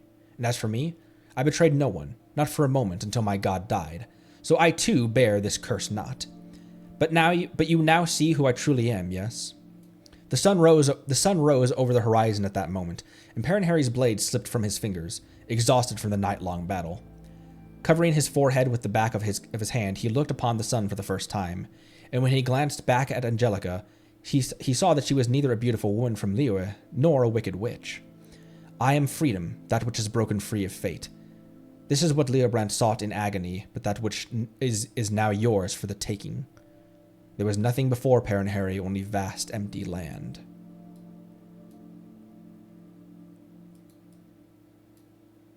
Note 1 was up here. She called herself Angelica, note 1. Mr. Danon's archaeological studies into Conry... note that the ancient people of Liyue did not use such names. Now that I consider it, her name may have been Lady Miaoyin, Lady of Wondrous Sound, or Tianwan Nu, Servant of Tianwan. Njord, who walked with the Dark Sprites, note 2. The Black Wolves of the first edition, archaeological work on Conria, indicates that this may have been a type of war beast created using alchemy. Alchemy and the first Beastmaster Knights were a mainstay during the Crimson Moon Dynasty, but interest in mechanical engineering during the Eclipse Dynasty would cause it to fall behind. My special thanks goes to Mr. Den's Archaeological Studies into Conria, which inspired this work, first edition. Mr. Jean Fiach continued writings and refinements, reflecting the story its ending. Second edition. Jean Fiach and Jean Fields for their corrections of typos. Investigations into an abandoned city.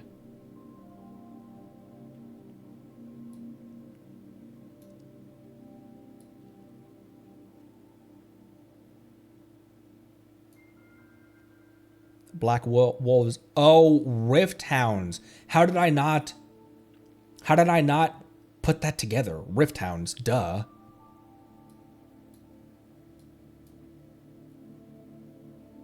So the Rift Hounds are a war beast created using alchemy. They were created specifically for they were created for war. That's interesting. I thought they were actual just creatures. Like native creatures or something. Volume 2 is fascinating. So this Angelica was a a citizen of Liyue before it was Liyue, defeated in the Archon War by Morax, and descended to Conria.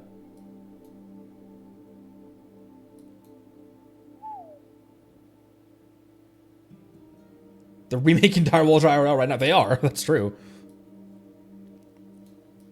I need to use Russian real quick. I'm struggling to understand the connection to Arlecchino, though.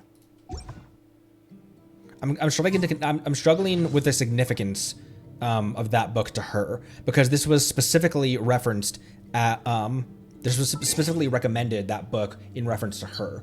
So let me use the restroom real quick. I'll be right back.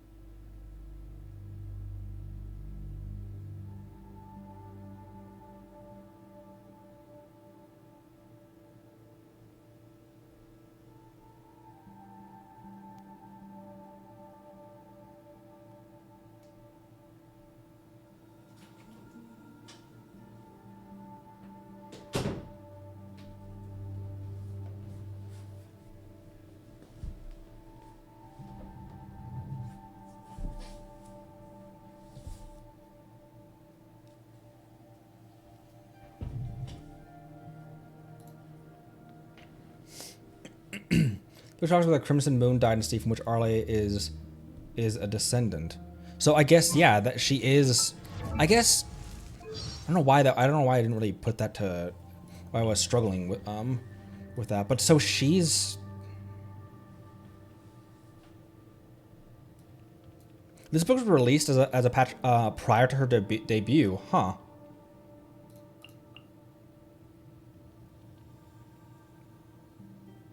Which is why she has that strange ability to wield fire.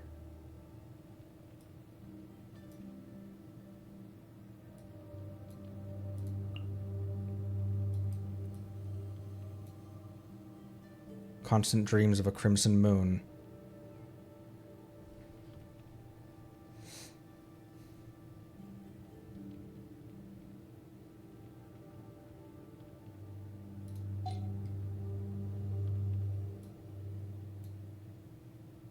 Interesting.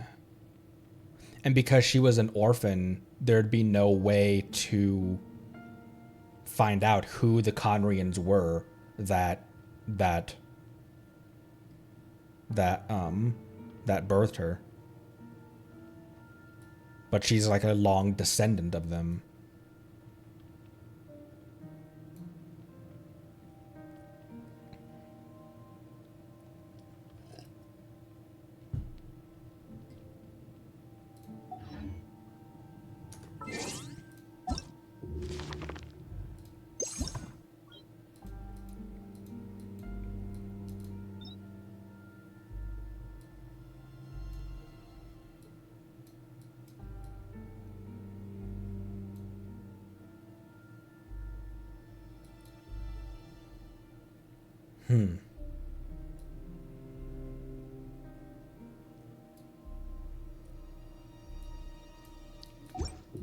You should go back to the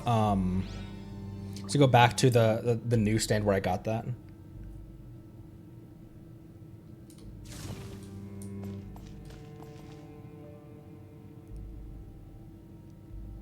Man, how are we going to close the book on Conria? Where must this story be going? I imagine at some point we will go into the ruins. At some point.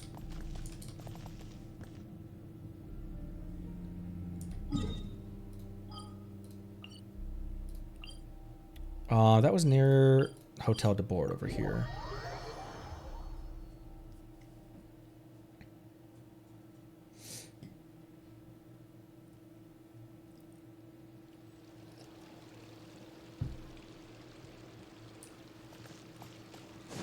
Okay, that was over here. Yeah, I'm definitely going to, I'm definitely going to be putting these to, putting these lore books to voice.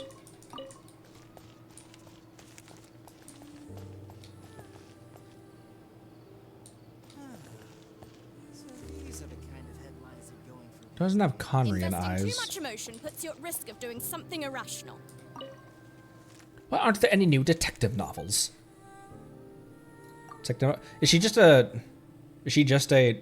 Is that just like a? Is that just like a reference, or is this her?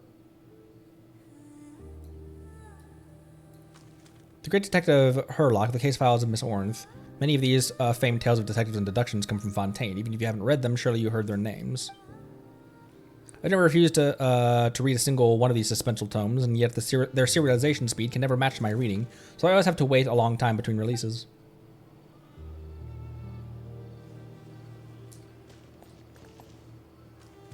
Oh, she doesn't have Conrian eyes because she's not Conrian.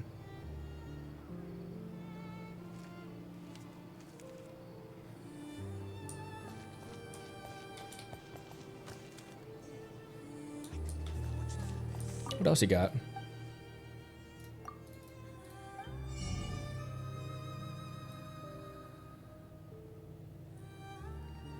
I don't think so. I would need to be convinced that it is her. Two Musketeers. Where's number one? I would need to be convinced that it's her, but it is fun speculation. Yeah.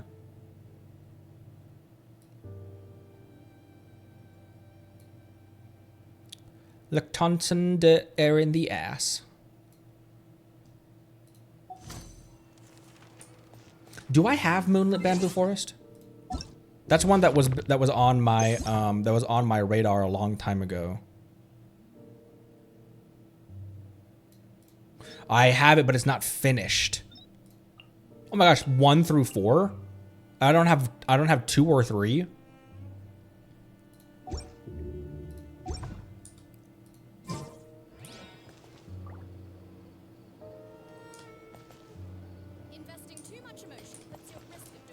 Yeah, so the Eclipse Dynasty has those Primogem eyes, while Crimson Moon Dynasty has those X eyes. But then that means that there's no one else that we've met, or that we even know of from the Crimson Moon Dynasty. I could make a fortune from this.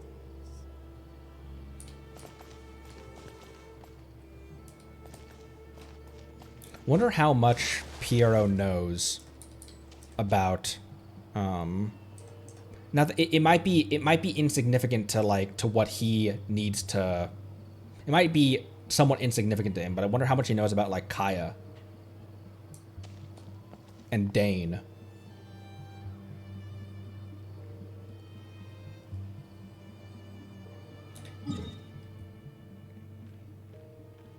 Oh, you can buy them in the Liyue bookstore. There's a long ones. My reading voice is starting to grate a little bit. Where's the Liyue bookstore, by the way?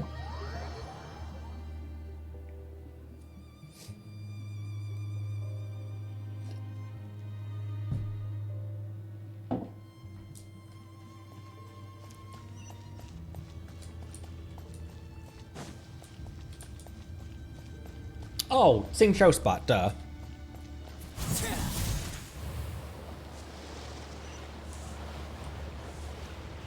This character is amazing. The key here is consumer psychology. lore, design, combat, everything. I love everything about this character. Like, I don't know if I can put her above Beto, because Beto was my first love in this game. But I like the combination of her combat, story, and design, I think puts her above anyone else, any other single character I've met in this entire game.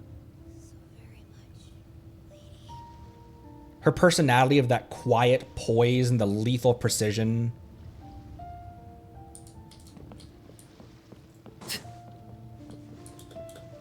Oh my gosh.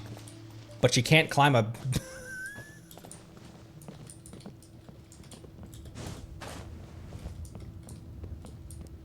It's a tall order to replace a favorite character like Beto. But and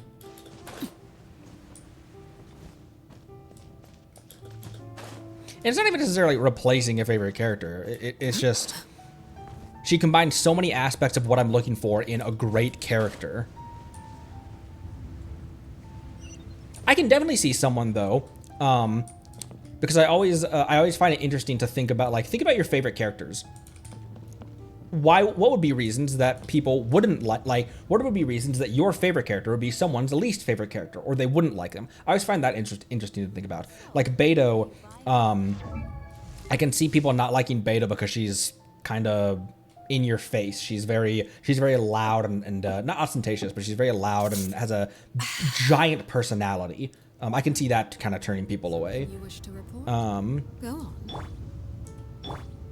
Arle, I can see someone, oh my gosh, she's short.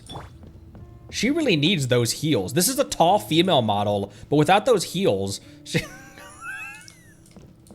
Boisterous, yeah. I wholeheartedly disagree, but I can see someone saying that Beto's boisterousness is a bit Did not mean to click on that. Smokino. Ah! I might not read those today. Also, Records of Julian. Gossip. Legend of the Lone Sword. Legend of the Shattered Halberd. Springs of Hidden Jade. What kind of passerby would a young man, lost in a secluded bamboo grove, meet along his way? Is this a romance novel, bro?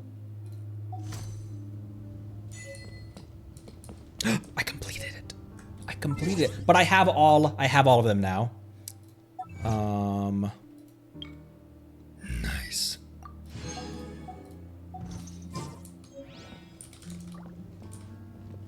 I could definitely see someone saying that Arlecchino is evil and nasty for no reason. That she like without a purpose. That it doesn't serve her character to be as vicious and dark and brooding. And I could definitely see someone saying that. I disagree, but I could definitely see someone saying that like she's evil and or not evil, but like she's vicious and cold and cruel for no reason. You dive more in and you see that's not really the case. But I can see someone not liking your character for this. I can see someone not liking your character for the reasons that I do like her character. And I always find that interesting to think about.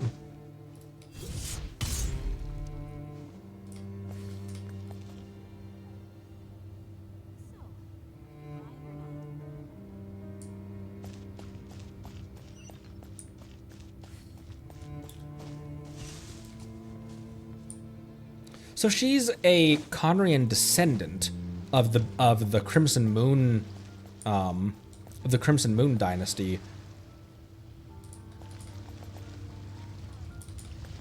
Does she know? I mean, obviously she knows now because actually we just went over that she didn't. Maybe she didn't know, and Piero is the one that it's not proven, but it is heavily implied.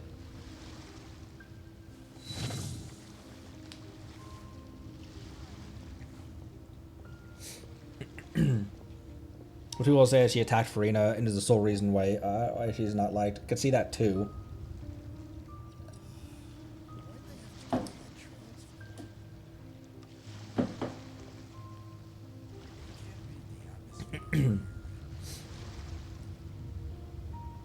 Oh, the way they talked about her, seemed like she was absolutely crazy, ruthless and crazy. That feeds into the story. That feeds into her story, though. That's everyone's perception of her. And again, this is stuff that you can glean from the lore books. It's not blatantly, it's not overtly stated. Did he just walk around us instead of walking into us? Normally, the guards pacing back and forth just push you aside.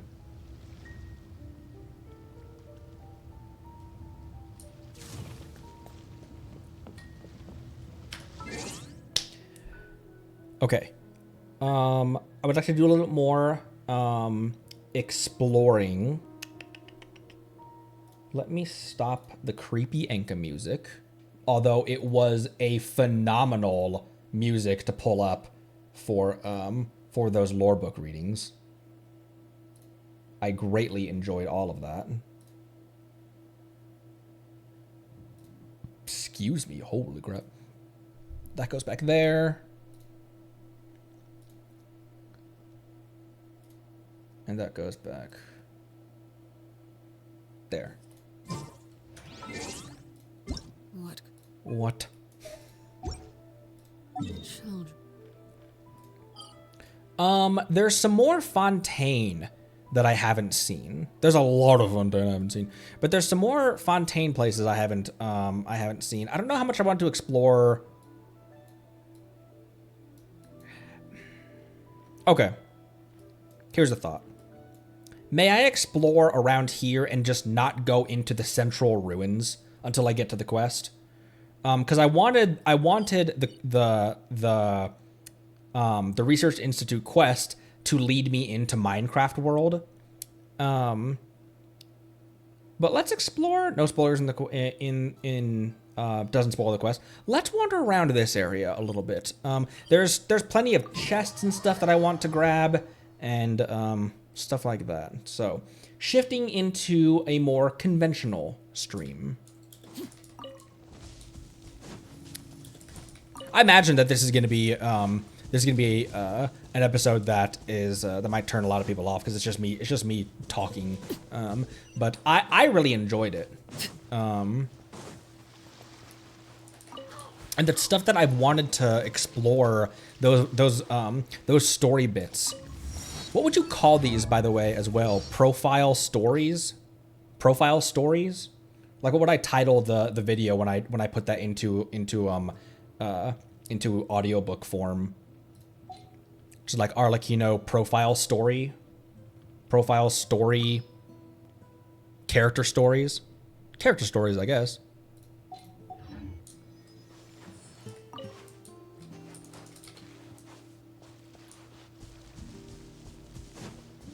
Character stories. That may be something that I record on Sunday. Who knows? What could the children be up to? There's a Sealy right there.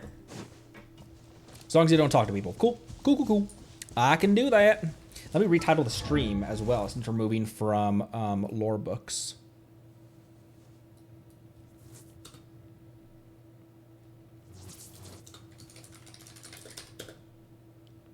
Kaboop. And booty de boop. Sealy over there. Oh, there's crap over here too. Although I don't have a. Oh, did you see this bird just? I'm sorry I interrupted that. The animation. He was poking at that subdetection unit, just like reaching over with his foot. Just like poke. Meme birds. The controversial competitor to the Steam bird. Meme bird.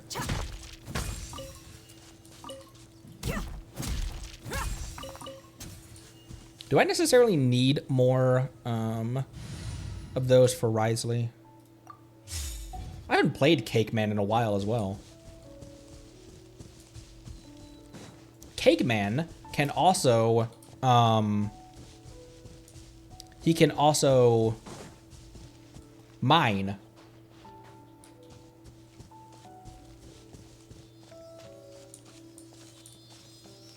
Where we going, Sealy? This is one of my favorite things to do. It's it's some of the lowest viewed videos, but it's one of my favorite things to do is just wander the world with you guys and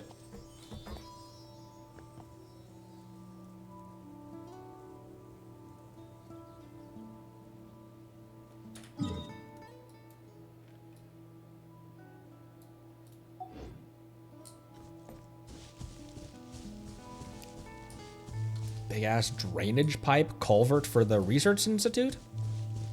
I thought that was the alternate entrance to Maripede, Centipede.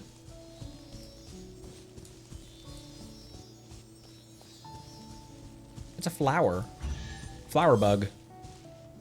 Is this a solar panel? Overruled.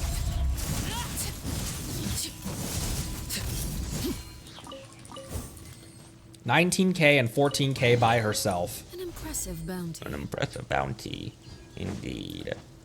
I agree, Arle. Fire it up!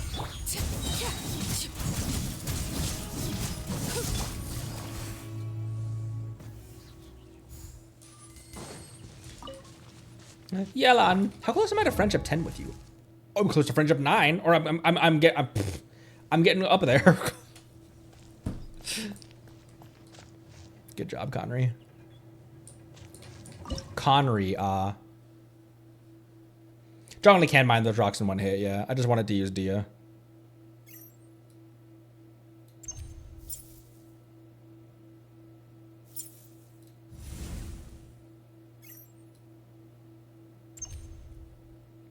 Staring into my eyes is ill-advised. I know. I can't promise you'll like what you see. I know. Trust me, I know. Oh no, he does have a multi-hit one.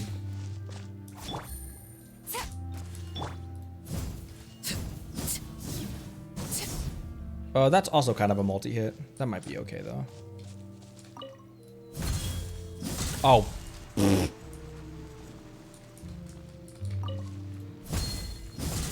Oh my gosh. Hang on. May knowledge guide.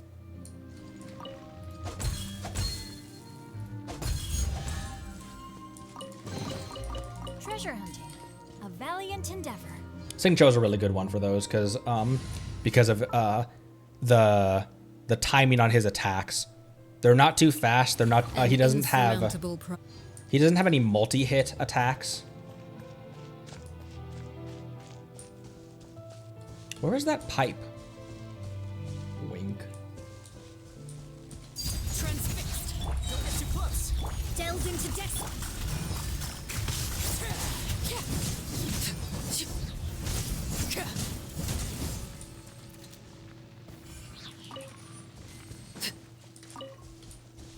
This girl's insane.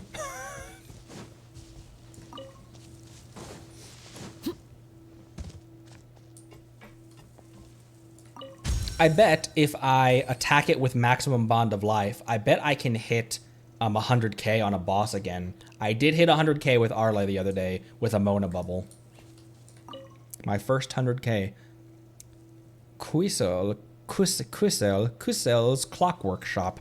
Research assistants wanted, offering high salary. Those interested are invited to head to the workshop to discuss terms.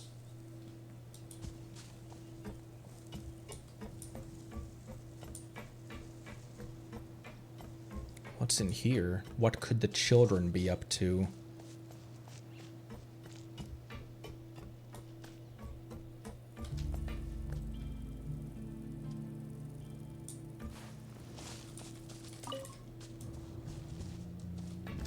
This seems like a side quest area, doesn't it? This isn't exactly like wandering the wilds.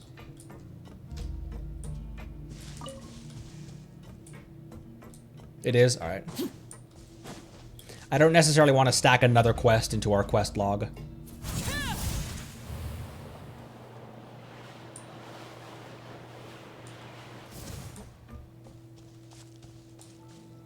How was the event, by the way? I haven't done theater this. I don't know why I haven't done theater this this patch yet.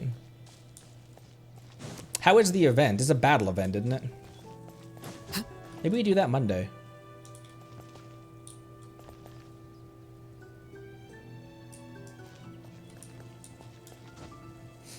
Hit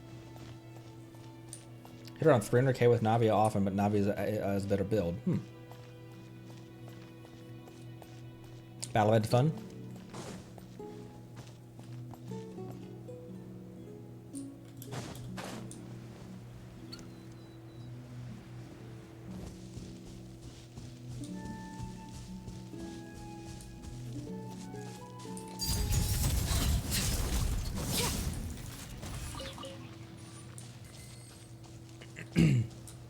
I claimed one thespian trick. I claimed Yelan's thespian trick from Imagine from the. Oh my gosh, she two-shot him.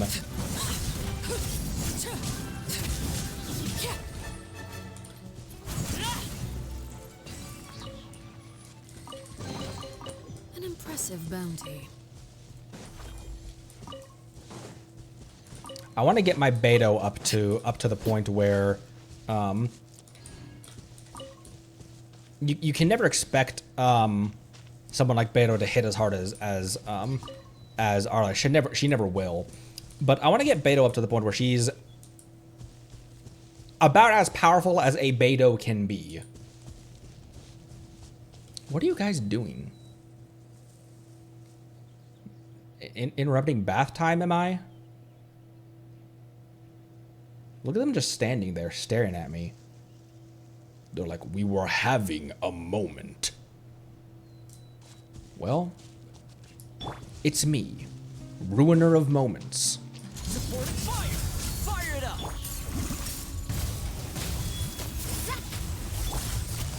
Busted. Here comes the catch.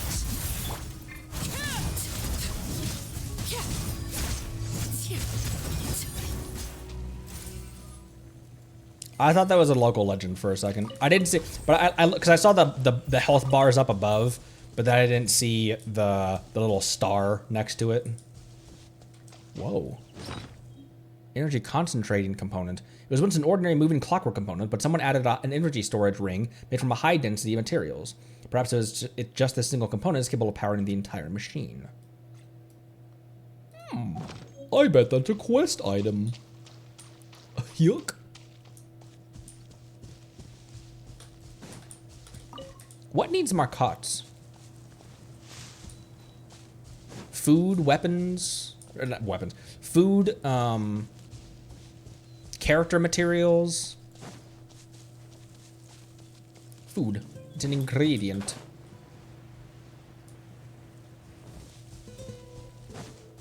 I see a Matsutake. I need that for Adeptus Temptation, I think.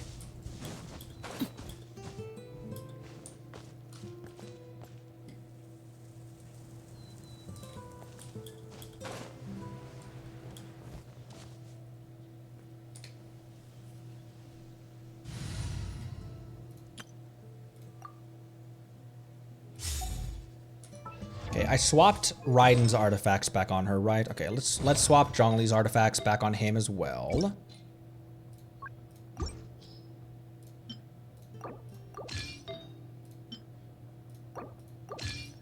I'm gonna build my Toma eventually. I enjoy using him with Arle, honestly. But it would take way too much materials and focus to build him when I have so many other characters in the way that I want to build more so than Toma. For example, Kanich and Lanyan and Iansan. Kale. I'm not gonna shut up about my DPS Kale build. I want it.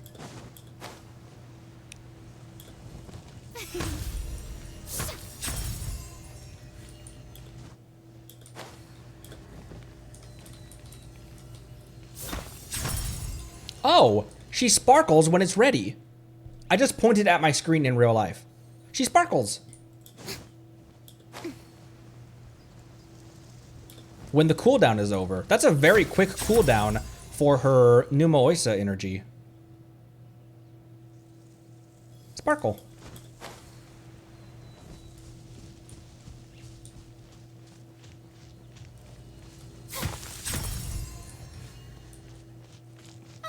Who has innate Numa energy? Because both Lynette and Risley, the ones that I have. Splendid! More interesting trinkets for me. I love Farina. Both the characters that I have that innately in them are both Oisa. Solidify. Who has Numa innately in them? Linny, Frem, Charlotte, Emily, Nuvi. Oh, okay. Well, I have Frem and Charlotte then.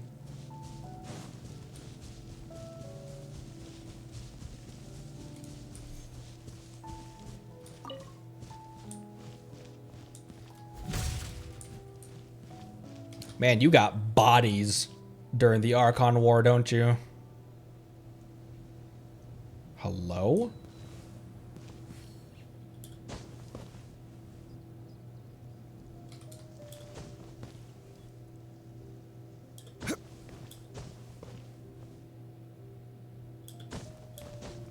Okay. Ah! A bug.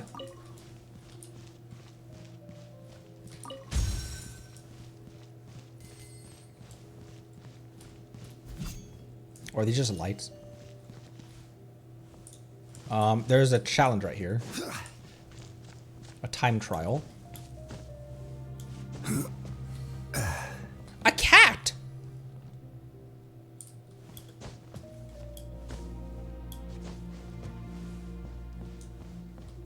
Why is there a cat up here? What could the cats be up to?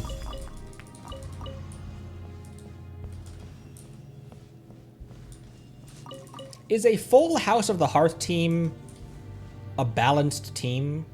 It kind of is, actually. You've got double Pyro, Cryo, and... The problem is Fremine is primarily an on-field character. And a Swirler. Blast it all! He's gonna annoy us to death! See ya. Listen, Connery, there's someone speaking downstairs. Wait, is this the same thing from the other tower over there? That tower over there also had some dudes speaking up and speaking in it.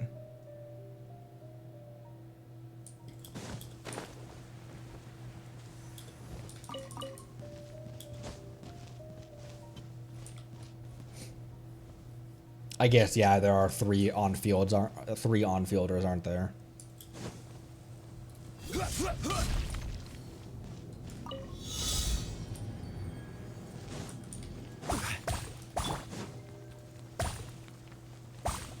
I like how I switched from a tall character to a shorter character that runs slower.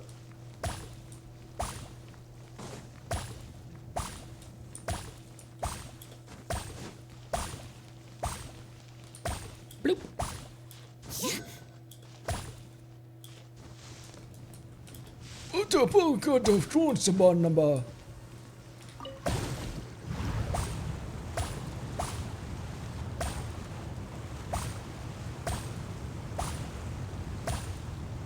Ah.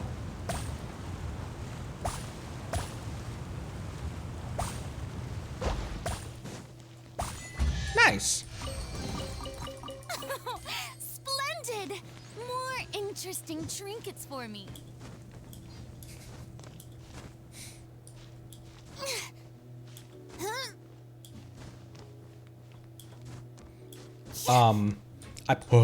I put on the punishment wheel to take my favorite non-meta characters to the abyss.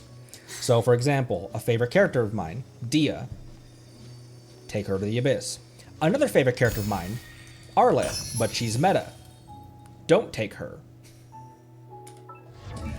So take, like, some of my favorite non-meta characters, like Dia, Sucrose, Kale, Toma. And not even that they're not meta characters, but at the build they are right now.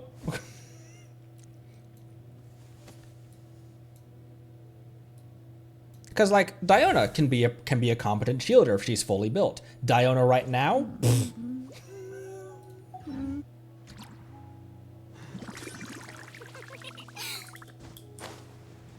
Ooh, there's Mora up here.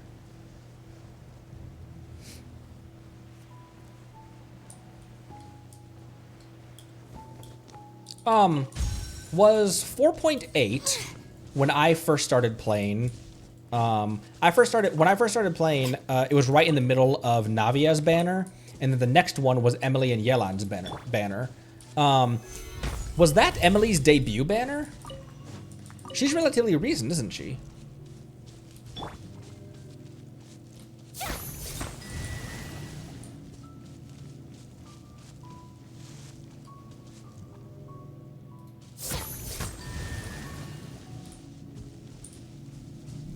Yeah, 4.8. I used her in Lantern Rite. Where's the next one? There it is. I used her in Lantern Rite, and haven't. I don't know if I even. I probably would have. You guys. By that point, a lot of you came on really early. It was crazy. It was crazy how soon into my playthrough, a lot of you had already stopped by. But you guys probably would have told me to do her demo, do her trial.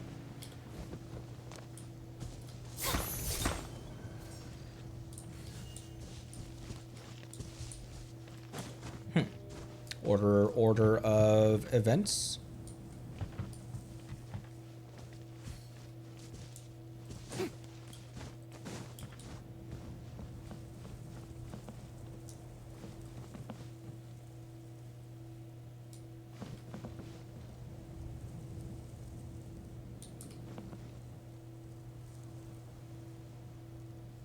This seems like a tree hint one, but there's no trees around this one or this one.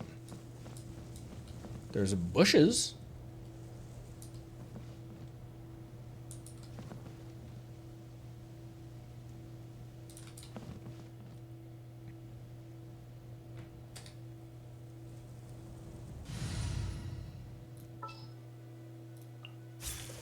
Who's our target this time?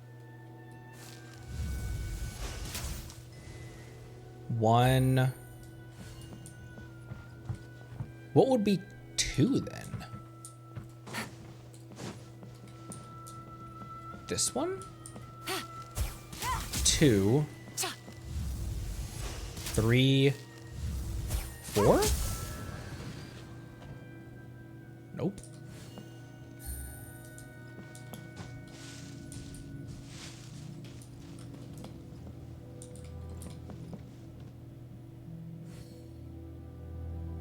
We try 1. Oh wait, that one's already lit. Frick. Light these and reset them. Okay. They're all reset. Let me try 1, 2, 3,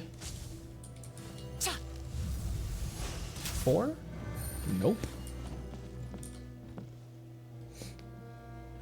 Oh, switch to daytime. I hit all C clear.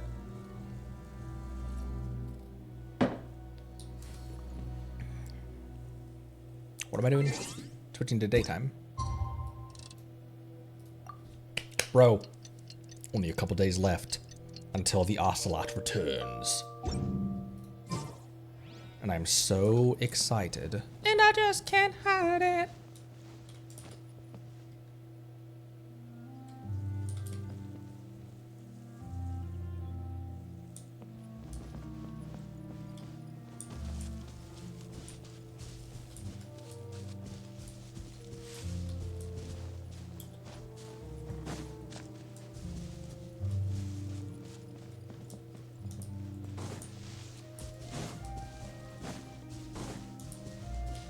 Ooh, ooh, ooh, ooh, ooh, ooh, ooh, ooh, ooh, ooh, ooh, ooh.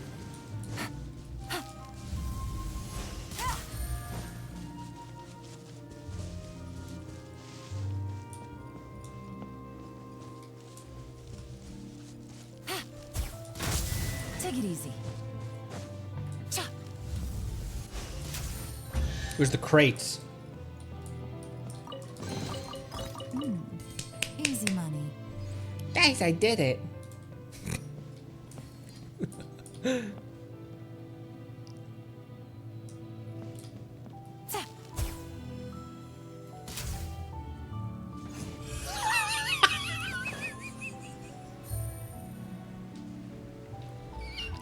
The way he flew up like 5 feet in the air.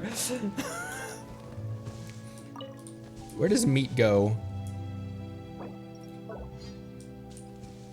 Where does meat go? There's one meat. There's other meat. What's up here? New Fontaine Research Institute. Oh, there it is.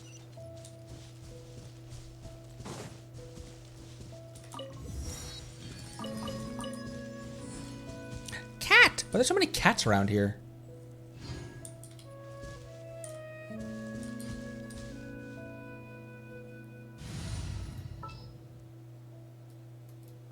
Time for afternoon tea.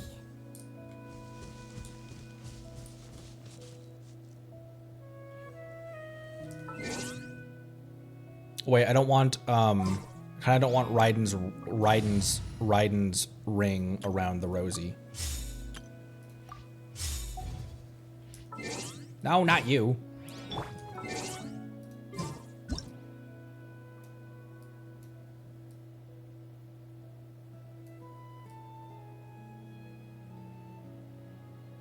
I still want to do her story quest, her story quest. I still want to do her hangout as well.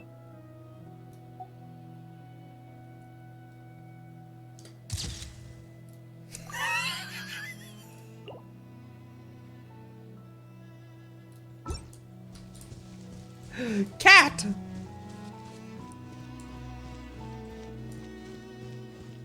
Whoa. Quite the research institute you guys have.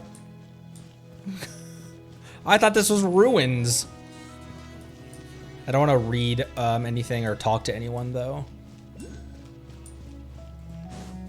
Local squirrel breaks into research institute and insults the architecture, then leaves.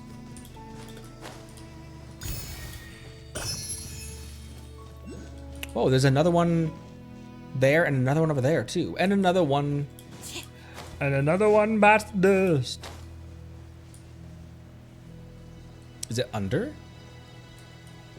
Or is it on top? Sub-defection unit. Give them a break. Their building got kabooned by clay. Give them a break. Their old base just got blown up. I mean, is that my problem?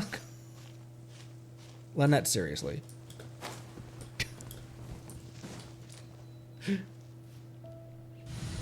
Farina.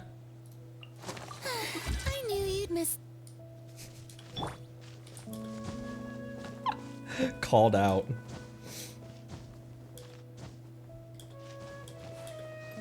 Okay, A.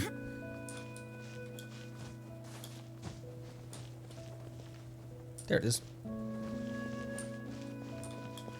I know I always called him A. I know I always call her A, even though it's the Shogun.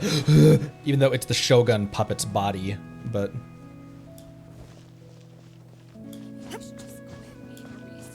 Maybe I should just quit being a researcher. Maybe I should just give up my hopes and dreams. Maybe I should. The sharpshooter challenge right here. Oh my gosh, I just switched characters, game. I'll ensure your safety.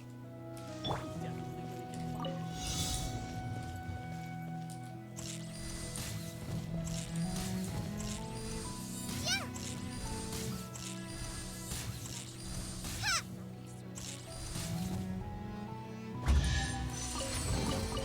It's important to replenish your supplies often when you're out in the wild. It is, isn't it? I agree. This is quite the team comp, by the way. I guess it's not unbalanced, but... Yep. Yep. The rise of DPS Kale.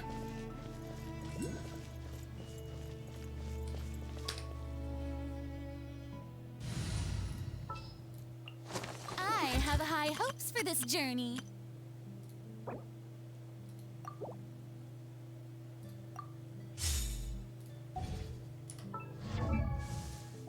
And let me put in my notes.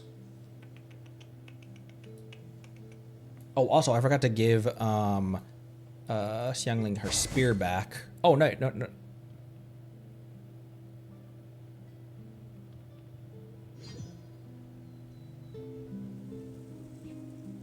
We back? One's in the chat if we're back, because I just dropped down to 0 on everything, and it even kicked out of my out of the menu. So I'll give it a sec. 1, 1, 1. Okay. Whew. That was a severe dive. My internet is atrocious. Still, I thought we had all that solved months ago, and anyways, okay, so we're back. Good. Okay, putting it in my notes that... Wait, so then whose spear did I give to Toma during all of that? Oh, see, he still had a Favonius Lance during all that? Oh, okay. Kale is going to borrow...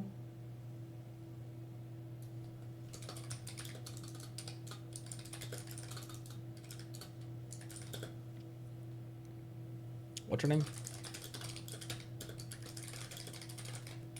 Put in my notes so I don't forget. Because I trade around artifacts and weapons and stuff, and then I'll forget to put them back on. And so I now have a note to remind myself to give things back to their rightful owner.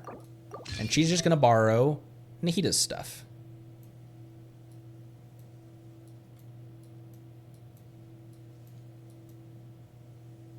Where's Nahida?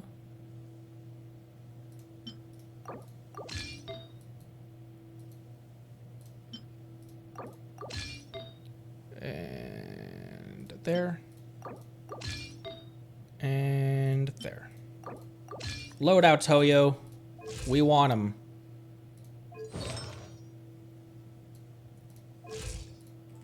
$723 and 11,000 HP. She's level 40.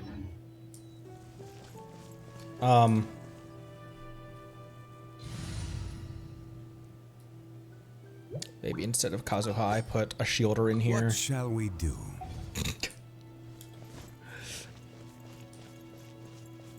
An EM DPS Kale with Kale and Nahida is a good setup for a team comp, though. And Shinobu as well. Because I could build a physical DPS Kale with the rust. I don't know that I want to subject myself to that.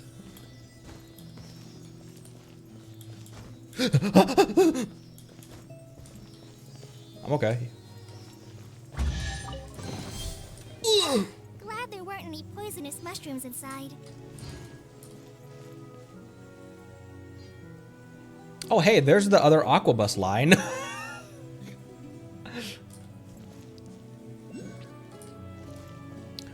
My Kale build, I'm going to want to give her a lot of ER and EM to just keep that burst up as constantly as possible.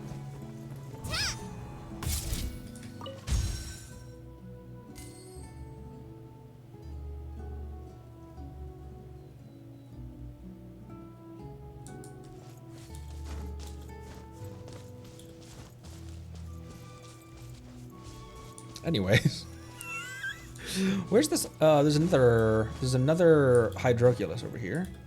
There it is.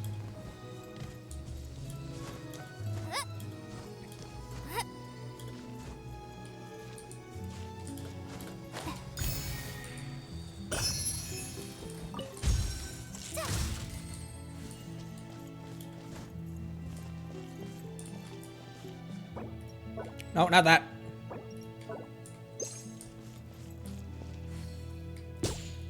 Mine. Yoink. Ooh, a chest.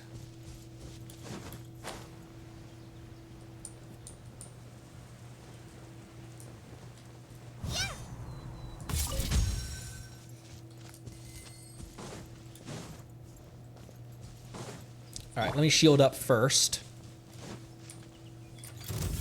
Solidify. Hi! The Temple of Wisdom! Hey! Our bond is strong! Try this on for size!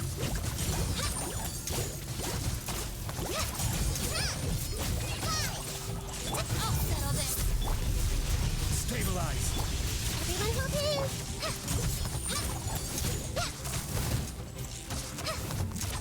403, 325. She's only got 1,000. It's because she has Nahita's artifacts, and Nahita doesn't have any attack, and at level 40, she's only at level 40. She's only got 1,000 attack to begin with. Poisonous mushrooms inside. She's only got 1,000 attack to begin with, and her scaling is 43. Actually, that's higher than I thought she would be.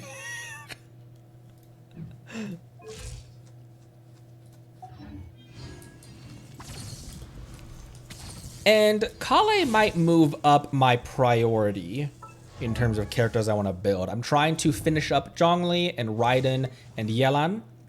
Zhongli, Raiden, Yelan, and Arle. I'm trying to finish them up. And everyone else is pretty okay. Farina's comfortable. Kazuha's comfortable. Xiangli and Bennett are comfortable. Fischl's comfortable. So I could get Risley and Shenhe more up. I don't know. Part of me wants to prep Kale. My requirement for when I want my DPS Kale built is Snezhnaya. Because this girl needs... this girl needs to do some Eula activities.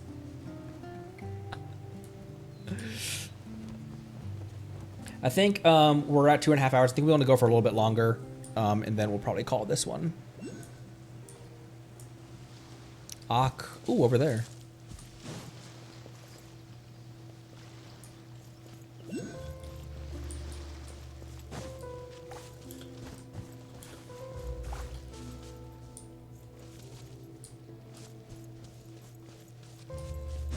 Where's the last one?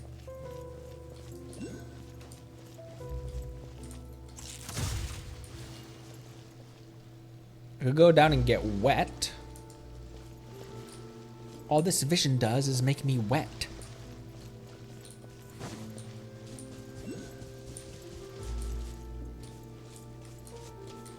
Go in the water.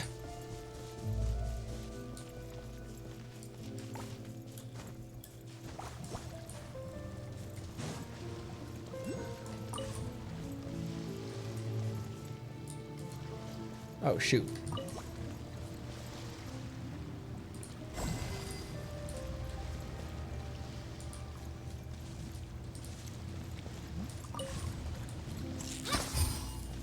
Oh. Oh. Okay.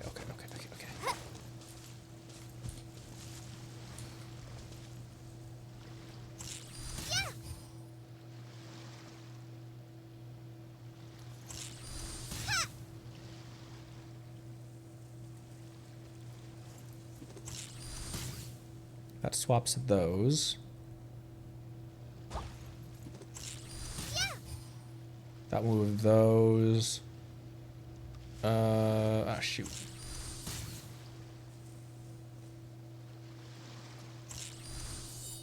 Wait, no. Okay, I want that there.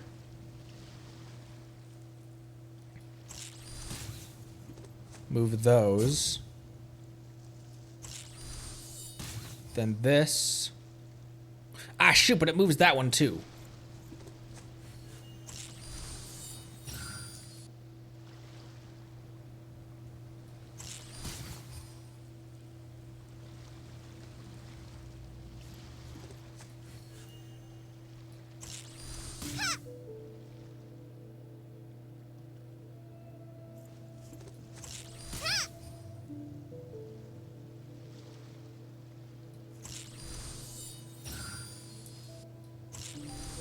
this.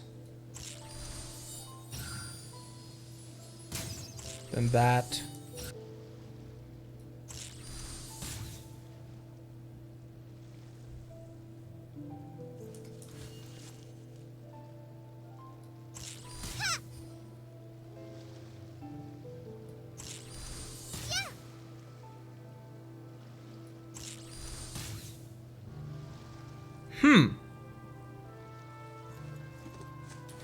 I'm gonna mark this because I have not a clue how I water switch puzz. I'm gonna grab the Ock over here, and then I think we end actually.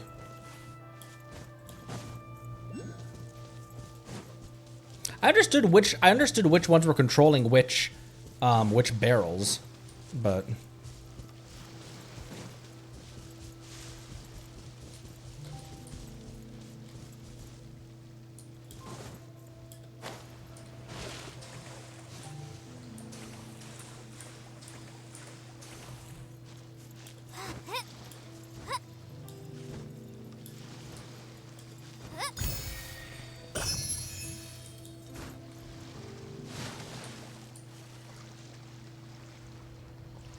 There was, okay, there it is. And there was a jelly over here.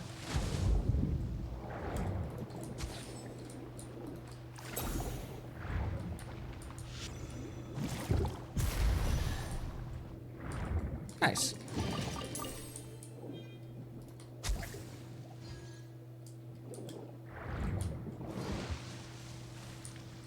All right. I think that will do it for today. Thank you everyone for stopping by for kind of an unconventional stream, but a very good one. I think I will.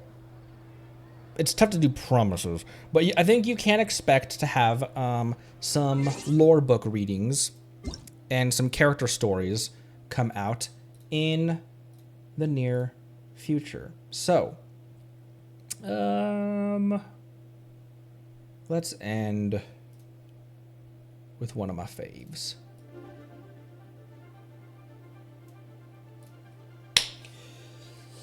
Oh, statue level.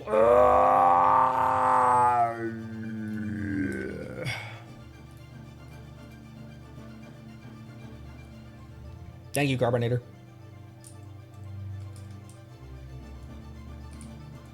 I turned all the music down.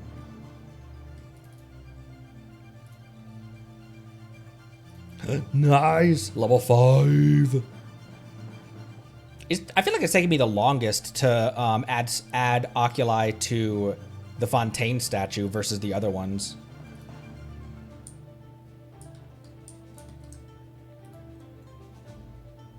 Oh, 3 days, 21 hours until Shilonin time.